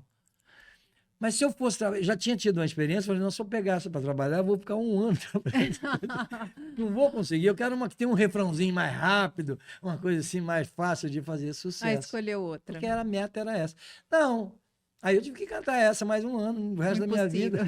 Então aqui até hoje. Então só hoje, vai, um pedacinho. Não custa nada cantar mais uma vez eu te conto a história do segmento. O pedacinho é o seguinte. Não, eu não consigo acreditar no que aconteceu. É um sonho meu, nada se acabou. Não, é impossível, não consigo viver sem você. Volte, venha ver, tudo em mim mudou. E eu já não consigo mais viver. E vai por aí. Nossa, muito lindo.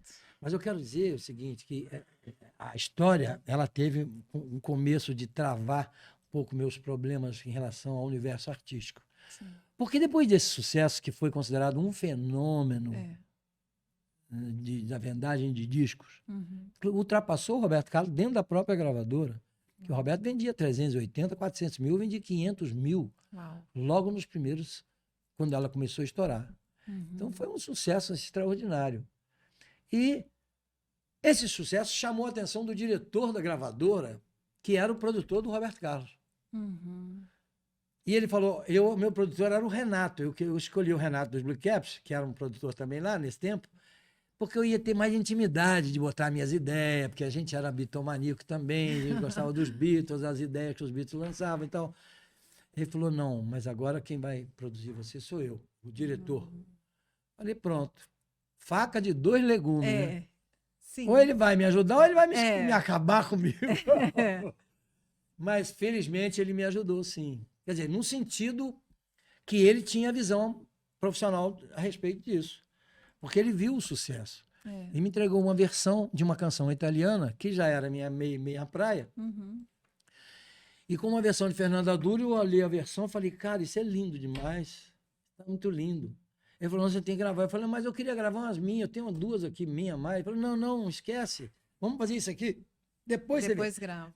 Vamos arrebentar, porque o caminho é esse aqui. Você está estourado, eu tenho que entrar com uma outra aqui. Exatamente nesse mesmo... Aí fiquei frustrado pra caramba, bicho. Mas gravei com prazer, com gosto, tudo bem. E a música estourou igual. O mais importante é o verdadeiro amor. E ele gostou da brincadeira. No ano seguinte, ele veio com outra versão. Falei, pô, me ajuda isso. Esse é um disco, não é? É um disco. Não, mas foi lançado nas 14 mais. Tinha um disco na CBS chamado As 14 mais. Tá. Então o Roberto Carlos encabeçava, vinha Jerry, aí os Vanderlei, a Renato Soares Blue Caps, os Vips, todo mundo que era daquele contexto estava num disco só, As 14 mais, da gravadora. Uau. Quando me meteram nessas 14 mais, o importante verdadeiro amor, ela foi para primeiro lugar e puxou o disco, que era puxado sempre por O Roberto Carlos, naturalmente, né? Sempre foi. E nesse ano, especificamente, ela tomou a liderança e começou a puxar. Foi uma loucura. Claro que o Roberto também ajudou, né? Eu não vou falar que eu sozinho. Não, porque claro. o próprio Roberto, qualquer coisa que ele gravava naquela época, se ele gravasse Ciranda, Cirandinha, era sucesso de primeiro lugar, com certeza. Mas então foi assim. Uau! É muito legal, muita história mesmo. Né? Aí tem hora que eu paro assim, porque eu falo, gente, acho que eu estou falando demais. Eu não sei, porque eu acho que eu sei no viagem. Ouvir ele, né? Agora o Iraí que tem que me falar, porque senão a gente também fica aqui. Eu me perco, porque você começa a falar uma coisa e lembra de outra, já acaba e quer encaixar aquilo também. Quer. Mas é uma loucura esse negócio. Não, isso é bom de papo também. E aqui, como assim? Seu Instagram tem mais uns 50 mil pessoas, o seu Facebook, umas 50 mil pessoas te acompanhando ali. Rebeca, eu vou te falar uma coisa. Eu não tenho a menor vocação para esse trem dessa tecnologia. Não, mas o pessoal te quer ali. Não, eu tenho um clube. Inclusive, toda hora ele me pergunta se eu quero dar um upgrade, não sei de que. Eu falo, não sei. Mas isso é gostoso demais, né? Porque aquilo para mim... É claro, você teve o reconhecimento, assim, do rei, né? E tem reconhecimento dos nós, réis mortais, assim, também. Isso é muito legal, isso é bacana Nossa, demais. Você não tem noção, assim, real. E é muito real. tempo, a gente está falando de 60 anos. É muita coisa. É muita coisa. Uma história muito longa. Esse livro, eu já comecei a escrever um outro que vai falar do Márcio Greig. Das experiências, minhas experiências vividas como Márcio Greig já. Sim. Porque o livro que eu estou lançando agora é um menino que eu fui. É até eu chegar nesse momento, quando paro um ônibus na rodoviária, e eu desço, estou no Rio de Janeiro para começar a ser Márcio Greig. A gente vê um filme, né? Passado. Literalmente. Seria pretensão da minha parte ficar pensando na hipótese de quem sabe fazer um filme do menino que eu fui. Então, ia ser lindo, mas é pretensão, né? Porque e daí, né? Eu não acho que é muito, não, porque os Zezé de Camargo fizeram um filme e foi um sucesso danado, né? Não, e é bonito demais. Que é uma verdade deles, né? Porque não é mentira. E é uma história que não é só sua mais, né? Agora também é uma história de todo mundo. De todo mundo. É da música, a história da nossa música. Mesmo, Isso é muito legal. Que delícia te ouvir. Eu queria te ouvir falar da pandemia, que eu sei que também teve um impacto. Aí que veio o CD, foi logo depois? Se a gente tiver tempo, eu vou falando. Eu não sei, mas eu e o Iraí, ele... A gente pode gravar 2 programas seguidos aqui, você faz parte 2. Parte 2. Aliás, eu tenho uma antipatia disso, que você vai no TikTok às vezes tem uma história que te interessa, aí eu fico prestando atenção, e no final eu falo assim... Espera o Tic 2 para você saber os Mas você já não sabe nem onde é que tá, onde é que acha depois. Não negócio, não acha. Então é isso. Mas porque eu já vi você falando também com tranquilidade, assim, sobre questões emocionais, naturalmente, sem entrar em detalhes, assim, mas de impactos que você já sofreu na vida e tudo. E o Iraí, antes de você chegar, de a gente começar a gravar, a gente estava comentando um pouco sobre essa vida de artista e tal. E ele comentou uma coisa que é muito interessante, que é dessa sensibilidade para quem tem essa sensibilidade para a arte, para a escrita, para a poesia, tem uma sensibilidade para a vida. Sem dúvida. Né? Então as coisas, as vivências, as experiências afetam de uma forma talvez mais intensa, né? Não sei, eu fico pensando no que você já viveu, assim. Olha, é uma história muito louca. Porque o título desse disco, Envolver, ele serve para a minha vida também. A minha vida foi uma vida de envolvimento. Eu acho que eu só consegui me realizar e ter vitórias com o meu envolvimento. Porque se você não se envolve, você não constrói da forma que tem que ser, entendeu? Você pode construir até, mas você tem que estar envolvido naquilo muito. Sim. Então, acho que esse envolvimento, ele vem desde criança, eu me envolvendo com as coisas que me interessavam, entendeu? É por isso que eu acho assim, eu não tenho pretensão nenhuma com esse livro, a não ser contar uma história que qualquer criança da minha idade e contemporaneidade iria estar identificando como se fosse ele mesmo. Ô, Márcio, eu vou te fazer uma pergunta aqui, para você falar em envolver. Diga aí que é uma pergunta. Diga aí. Diga lá. Vamos falar. Diga lá. Falando em envolver. Você mexe muito com o sentimento de outras pessoas, né? Através da sua música. Enfim, como é que você sente? Sabe? Porque você está envolvendo um sentimento muito bacana com as suas músicas para as pessoas. Como é que é isso para você? Isso é lindo. É como se fosse uma coisa assim, gratificante, né? Demais. Lamentavelmente, eu não perdi esses sonhos. Eu continuo sendo um sonhador, né? Mas eu percebo que os valores sentimentais estão escorrendo pelas mãos, pelos dedos. Eles não estão. É preciso alimentá-los de alguma maneira, entendeu? E como é que você alimenta o amor se não for através do romantismo, que hoje é considerado brega e é pejorativo? Puxa vida. O amor sem o romantismo, ele morre de inanição, porque ele vai ficar com fome. Ele vai morrer.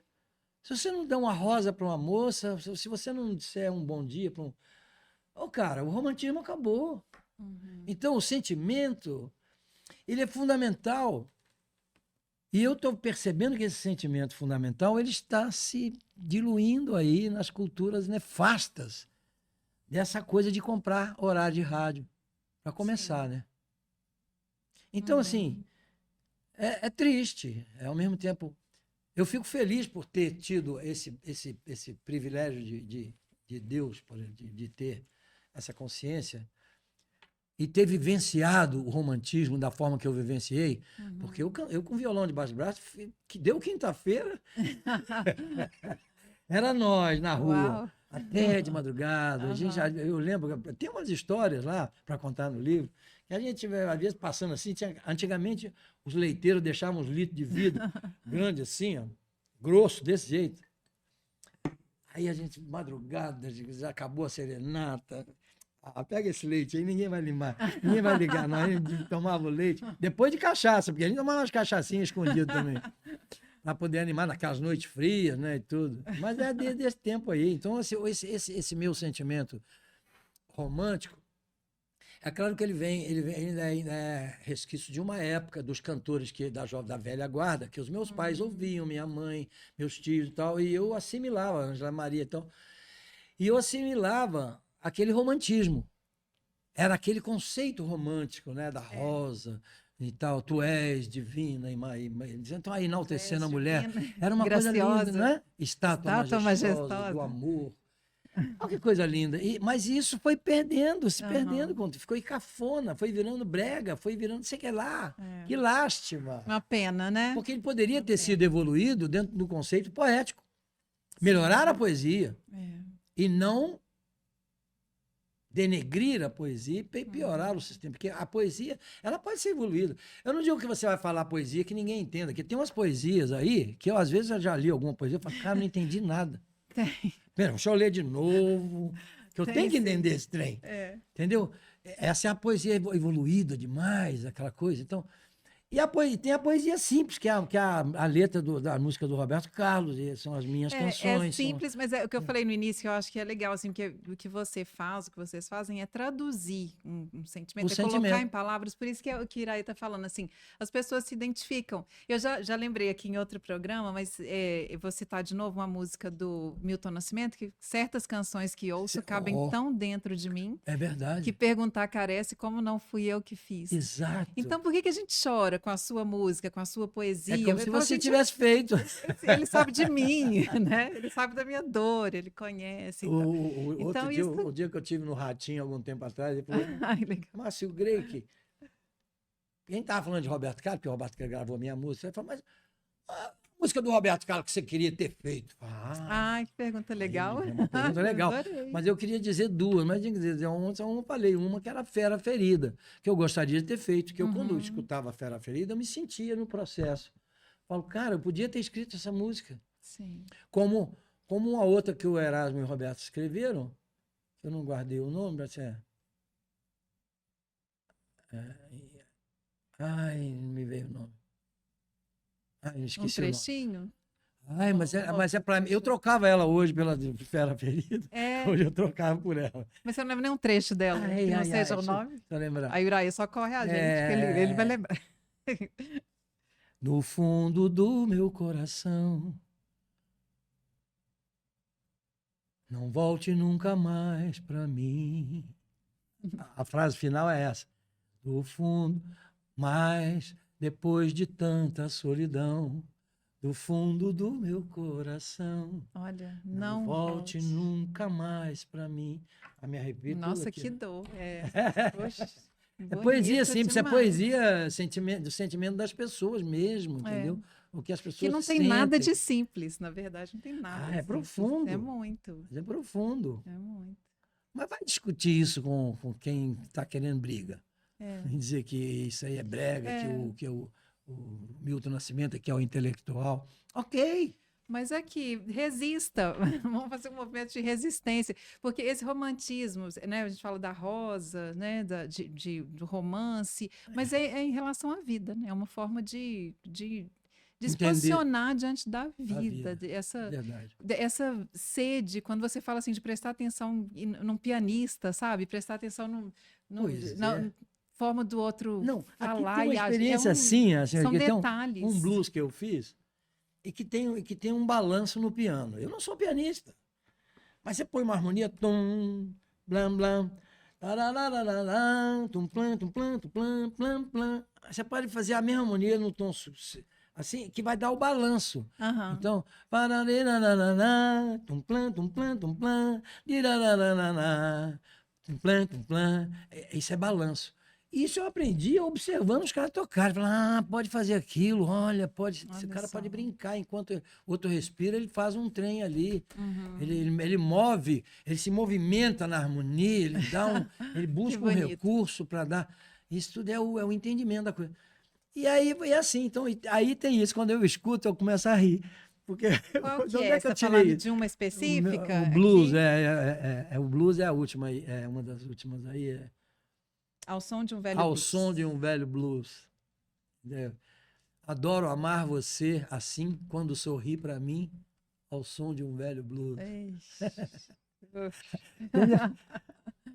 É intelectual também, porque você tem que pensar nisso. Tem. Você tem que acompanhar o raciocínio. Uhum.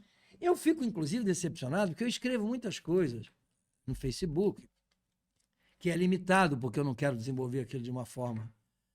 E as coisas que eu escrevo, que eu fico esperando uma expectativa de resposta, bem, só você é lindo.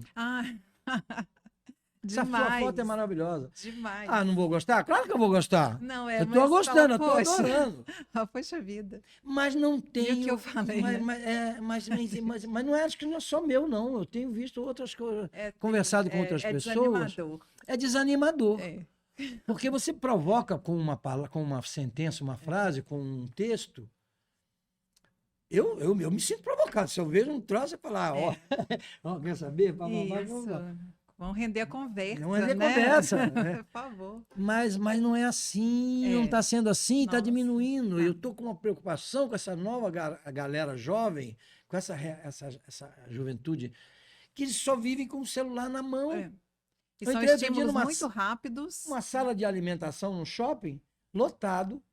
Cara, as mesas lotadas, assim, você com o seu, eu com o meu, o outro ali com o dele. Cara, só falta o cara perguntar, você quer um pedacinho do meu bife? Aqui o outro fala, não, obrigado. Pelo telefone. Na outra, no telefone. Bicho, isso é assustador, né, Rebeca? Sim.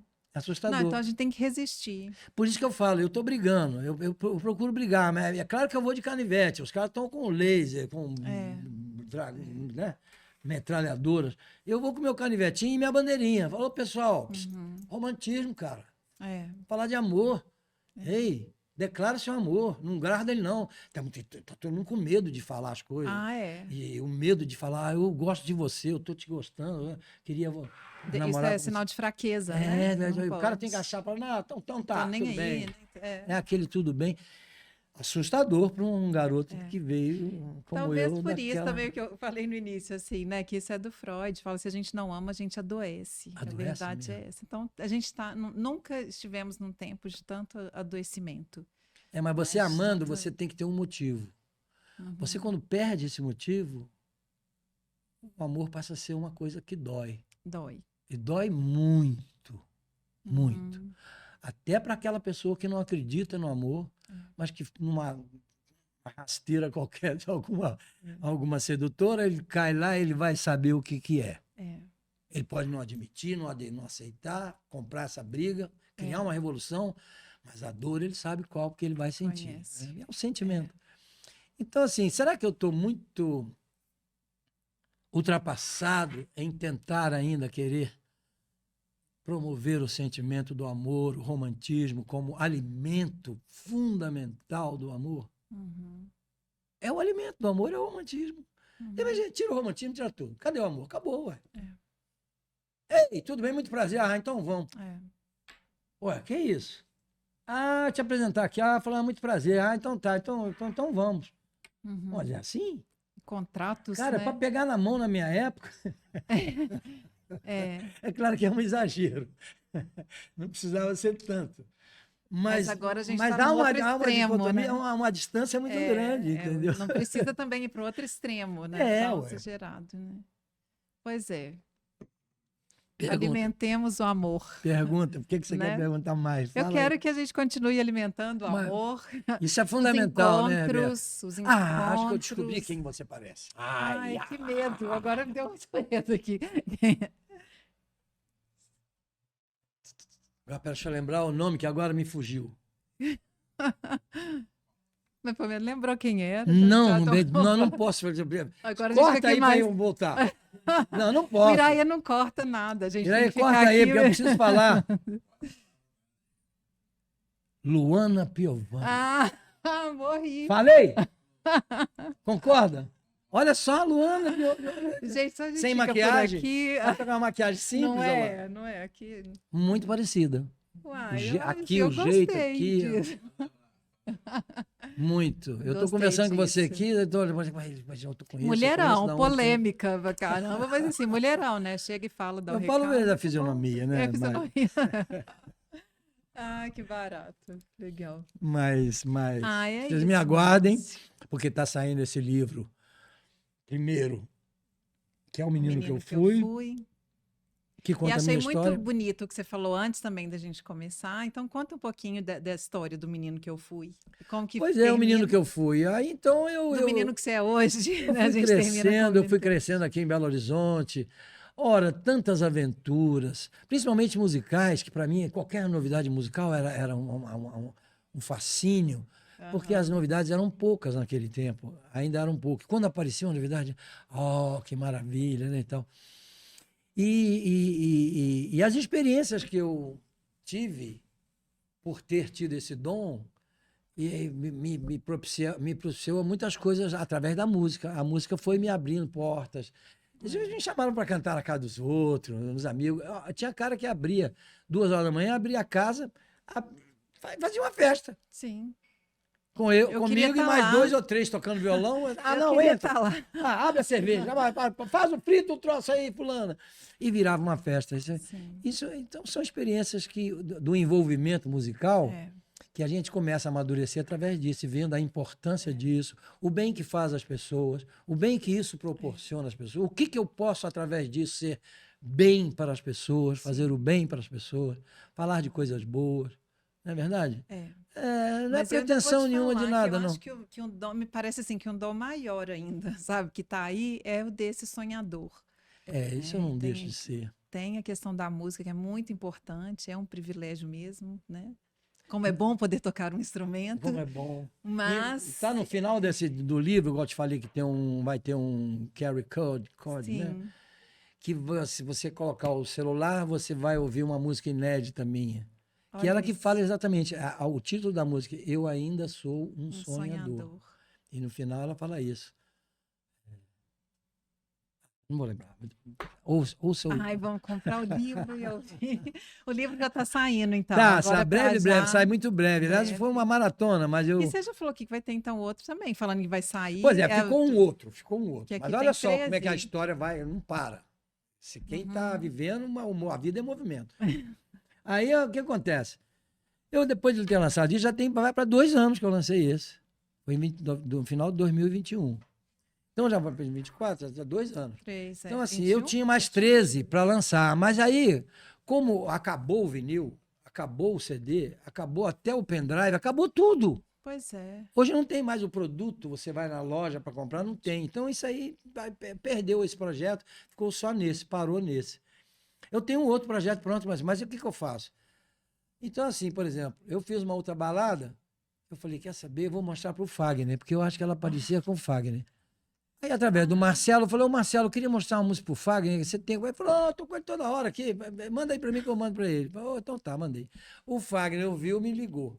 Ai, gente. Falou, Marcinho, Não. bora gravar nós dois essa Muitas música. emoções. Você tá brincando, bicho, é muito prestígio pra mim, não posso... Não, vamos lá, então. Aí eu fiz um playback aqui, novo, porque a voz dele é um tom mais baixo, ele canta em tons mais graves. É. A minha é mais para os agudos. Eu consigo o tom mais. Aí eu fiz um arranjo em dó maior para ele. No meio da canção eu modulo e entro em um tom acima. Aliás, foram 2 tons, porque ele gravou em dó, ré, mi. Em mi, 2 tons acima. Uhum. E lançamos essa o ano passado. Teve uma repercussão, as pessoas comentaram e tal, muito legal, blá, blá, blá, blá, blá, mas nós não temos mais o que nós tínhamos para promover os nossos trabalhos, Sim. entendeu? Hoje as ferramentas são outras, É. o paradigma é outro, É. os conceitos mudaram. Ou seja, então eu teria que me adaptar a essa nova postura. E é coisa que Tá chato. não me agrada muito, não. Tá E eu chato. estou afim de tentar passar minhas canções para outros Sim. cantarem e eu ficar no patamar que eu fiquei, que tá bom demais, Nossa, entendeu? você tá doido. Esse eu fechei com Isso chave aí- de ouro, esse disco, porque para o Marcelo Frois. Frois me deu essa moral. Uhum. E então isso aí vai ser o marco da minha carreira E de artística um jeito muito musical. especial, né? De ter sido na sua casa, É, porque você na minha gravando os instrumentos. Eu mesmo sozinho, Bacana, eu tenho um muito piano, bacana. tenho guitarra, É. tenho... Mas aqui, você falou do Fagner, a gente não falou do Zé Cabaleiro também. O Zé Cabaleiro é Que um coisa achado na minha deliciosa. vida, uma coisa assim que... Aliás, por isso que eu falo, a minha vida tem mudado muito, eu sou outra pessoa. Uhum. Aquele brega que queriam estigmatizar, ele tá meio pop Não é? romântico mais para MPB também, porque Olha um aí. pouco de rock. Por quê? Brega vencendo. Pois é, né? Que coisa. Gente, Eu de fiz um Fagner, projeto Zé com Cabaleiro, a gente tá fiz um projeto com o falando. Zé Cabaleiro chamado Bossa B, que é o lado B das coisas, entendeu? Aham. Eles queriam mexer exatamente com essa coisa do brega e do chique, não sei o quê. Demais. Então a Bossa B, que é... E fizemos 2 ou 3 shows em teatro. Eu fiz no Rio, nós fizemos no Rio também, fizemos em Brasília. Nossa, E assim, que delícia. e foi muito legal. E eu tenho, inclusive, uma observação de um jornalista que escreveu que ele me achou tão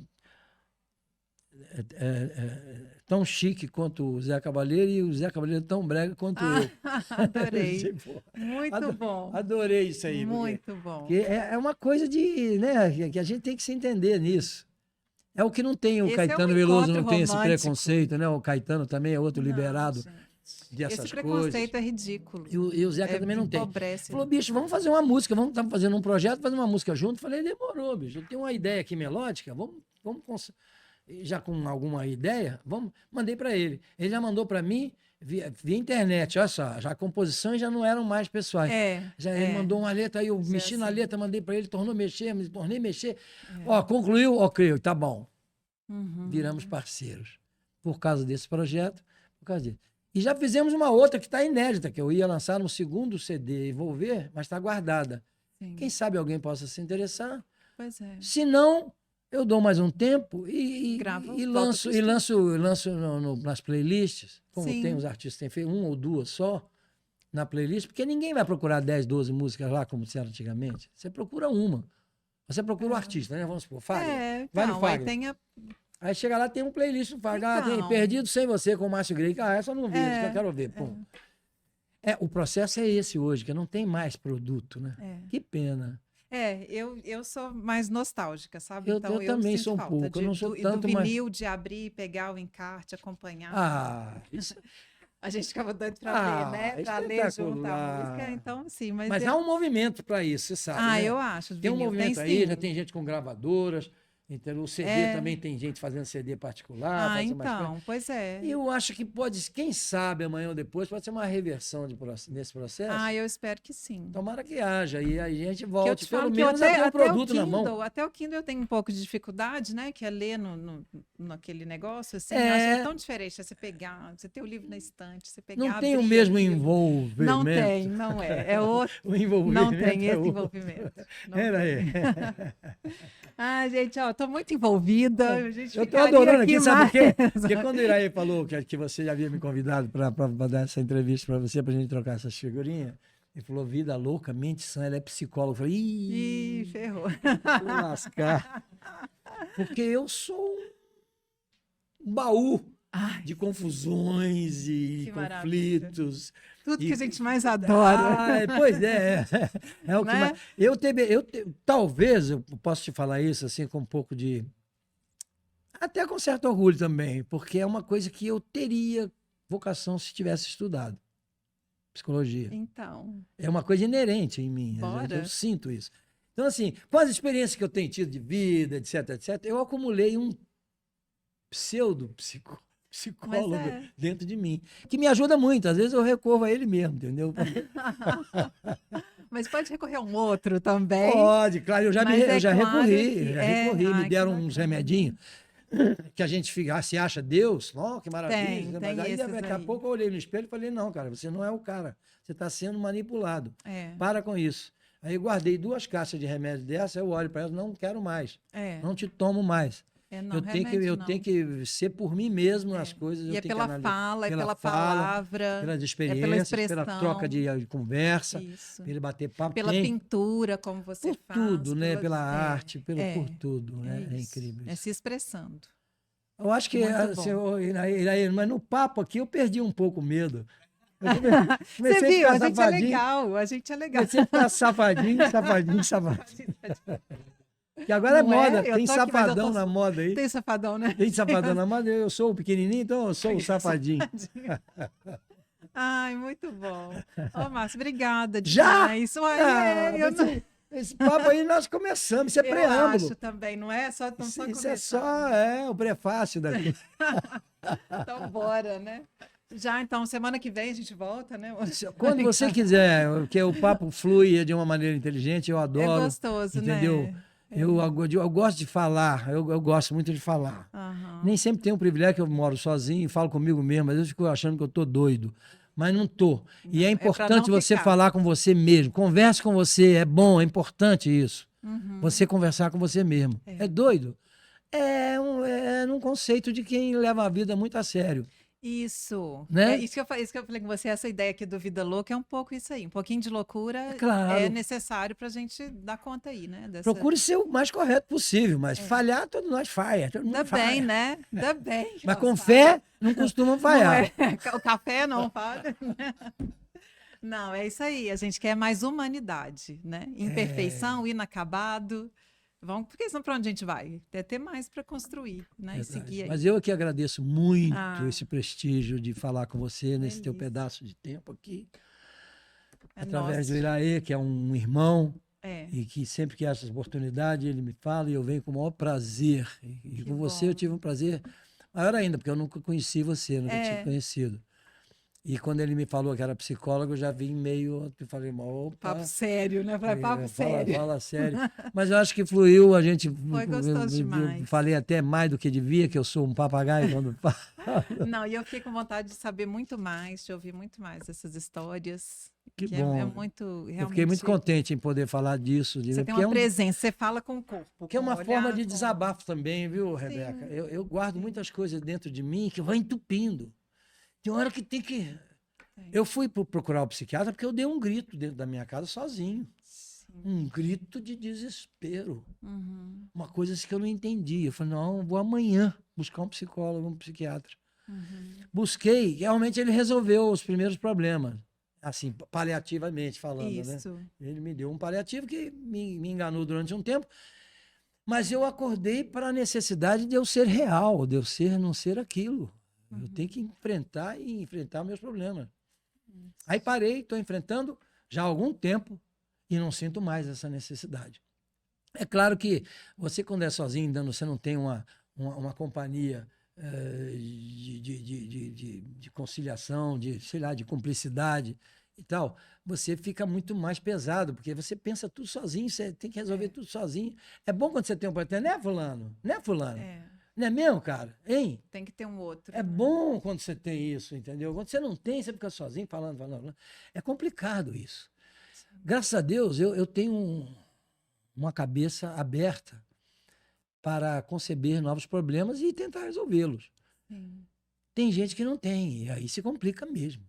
Né? Aí se complica porque tem hora que explode tudo dentro de você que você não sabe mais o que... Eu lembro de uma novela que tinha na TV Globo que chamava O Grito. Na madrugada, não sei se você lembra disso. De madrugada, o prédio, todo mundo em silêncio, aquele grito lá, um apartamento. Acordava todo o prédio, aquela loucura. Aquilo já me impressionava naquela época, entendeu? Mas era o desespero, esse conflito todo dentro de si, que a gente não sabe o que é, cada um tem o seu. Isso. É loucura, né? É. Mas eu te agradeço a oportunidade de desabafar um pouco aqui e colocar meus problemas mais em dia. E tentar... Mas olha, eu como psicólogo psicanalista dá muita vontade de ouvir essa angústia aí da Costa falando, mas realmente aqui não é o lugar para isso. Mas tem, angústia quem não tem, né? Eu tenho. E eu adoraria falar das minhas angústias também. E é importante tê-las. É importante, essa angústia que movimenta a gente também, que faz a gente buscar alguma coisa. Ela só, às vezes, fica muito grande, né? E que vem esse grito, e aí ela pode paralisar também. Mas é importante falar sobre ela. Tem que falar. Né? Eu aconselho meus amigos, pessoas que não têm essa minha vocação de psicologia, essas coisas, acho que estão meio alienados. Eu faço questão, eu dou um trabalhozinho, mas eu falo, eu dou um toque, desperto para aqui, desperto para ali. Uma palavra só que você fala, ou duas frases, você já deu um start naquele. Eu procuro usar muito isso. Acho que isso é um bem que a gente pode fazer, a humanidade toda devia ser assim, esse devia ser um conceito de valor. A gente está com muito precisando, todo mundo precisando ser escutado. De ser ouvido, né? Ser ouvido. A gente está muito sem tempo, a gente está muito prático, muito técnico, né? Então a gente precisa dessa pausa. E a ideia desse programa é essa também, né? Parabéns, seu programa, então, se é esse o teu programa, você está de parabéns, é muito bom, gostaria de ser convidado outras vezes. Ai, que bom. E recomendar alguns dos que eu conheço que possam vir aqui também. Ai, delícia. Pode trazer também, né, Iraí? Pode você vir junto, já amigos. Bacana. Né? Não sei, principalmente nesse toque, né? Nesse toque do Vida Louca. Isso. E Mente Sã, né? Então. Eu acho que isso aí é o meu retrato. Adorei. Porque eu tenho uma vida louca. Mas graças a Deus eu tenho uma mente sã. Pois é. Então, você podia ser meu parceiro aqui. Poderíamos. Achar um parceiro, a gente vai... Poderíamos estar aqui trocando figurinha. Apresentar juntos. Forçando barra aqui para eles contarem as histórias deles. Né? Isso, vamos embora. Não é má ideia não, hein? O Iraê já me provocou várias vezes para eu fazer um podcast aqui. Eu tô aqui, vou falar, só para a gente fechar aqui, eu vou deixar aqui registrado minha frustração, que eu achei que o Iraê está sentado aqui com a gente. O Iraê sabe tudo de música desse tempo todo. Começou o estúdio falando sobre música, não foi, Iraê? Principalmente os anos 70, né? Ele é um expert nessa década.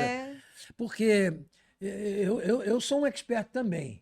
Assim, mas eu sou das décadas de 40, 50, 60, 70. 80, 90. Eu fico ligado. Não, agora, ultimamente eu tenho ficado meio... você está se preservando. Eu estou me preservando. Ultimamente eu estou me preservando. Mas os anos 70 foram muito pródigos, foram ricos em música e boa, de qualidade. E eu me sinto honrado de estar nesse contexto também. Que até outro dia tivemos lá com o Serginho Grossman, exatamente relembrando os anos 70, com os artistas que fizeram sucesso naquela época. E eu me senti muito orgulhoso de estar pertencendo a esse contexto. Enfim, é isso aí. Vamos fazer um desse então? Vamos, Iraí? Podemos. Que eu sei que esse você topa, não é? Então vamos. Aí vocês pensam mais alguém, que aqui dá pra gente ter. A duração desse programa é de quanto tempo? Então. 1 hora? Aqui a gente já passou. Mas já passou? Já, um bocado. Você está brincando? Foi. Ué, Iraê, então a gente pode bolar mesmo, aí de repente chamar alguém para a gente conversar aqui. Mas só se o Iraê vier aqui, porque... Eu sou bom de resposta, mas eu também faço muitas perguntas. Ai, maravilhoso, maravilhoso. Que é muito importante. Muito importante. E dependendo da pergunta, você realmente obtém o que você quer. Se você perguntar errado, você tem uma resposta errada. Não é verdade? Não é simples, inclusive, o programa pode resgatar muita coisa que teve aqui em Belo Horizonte na década de 60 e 70, que muita gente não sabe o que aconteceu musicalmente falando. Exatamente. Né? Então, a própria Brasa 4, que revelou vários artistas aqui, que eram uma cópia do da Jovem Guarda. Né? Era o Jovem Guarda de Belo Horizonte. Resgatou muita gente boa. Então são histórias interessantes que a gente pode trazer essas pessoas que participaram dessa época para poder falar. Esse meu livro vai vir muito a propósito, porque ele conta a minha história de infância. Eu vivi as experiências todas que qualquer garoto daquela época viveria. Sim. Não especificamente, porque no meu caso eu tinha a coisa de receber de Deus essas possibilidades todas que ele me deu. Sim. Que não foi assim com todo mundo. Mas qualquer pessoa iria se colocar no meu lugar, vivenciando aquilo tudo que eu vivenciei, né? Sem contar os triviais, bodoques, queimadas, não é? Queimar o Judas, esses tem todo que criançada da minha época vivia, porque hoje não tem mais. Pois é. Lamentável, né? Não, gente, vamos contar esses causos todos aqui, então já estão combinados. Podemos marcar aí com alguém, trazer alguém aqui para a gente pegar ela e dar uma pressão, deixar contar tudo. Isso aí. Bom, quero ouvir tanta história. Então é isso, tem mais alguma coisa? Nós temos um programa. Então, mais uma vez, obrigada. Eu que agradeço. Puxa Foi vida. ótimo. Muito feliz, muito honrado em estar com você aqui. A honra é toda minha. Quando quiser, estaremos de volta. Um beijo grande para todos. Obrigada. Desculpa aí qualquer coisa. A gente agradece por tudo. Esse é um Márcio, né? Um deles. Esse é um deles. Aguardem no próximo programa. Verdade. Obrigada. Obrigado a você. Tá bom.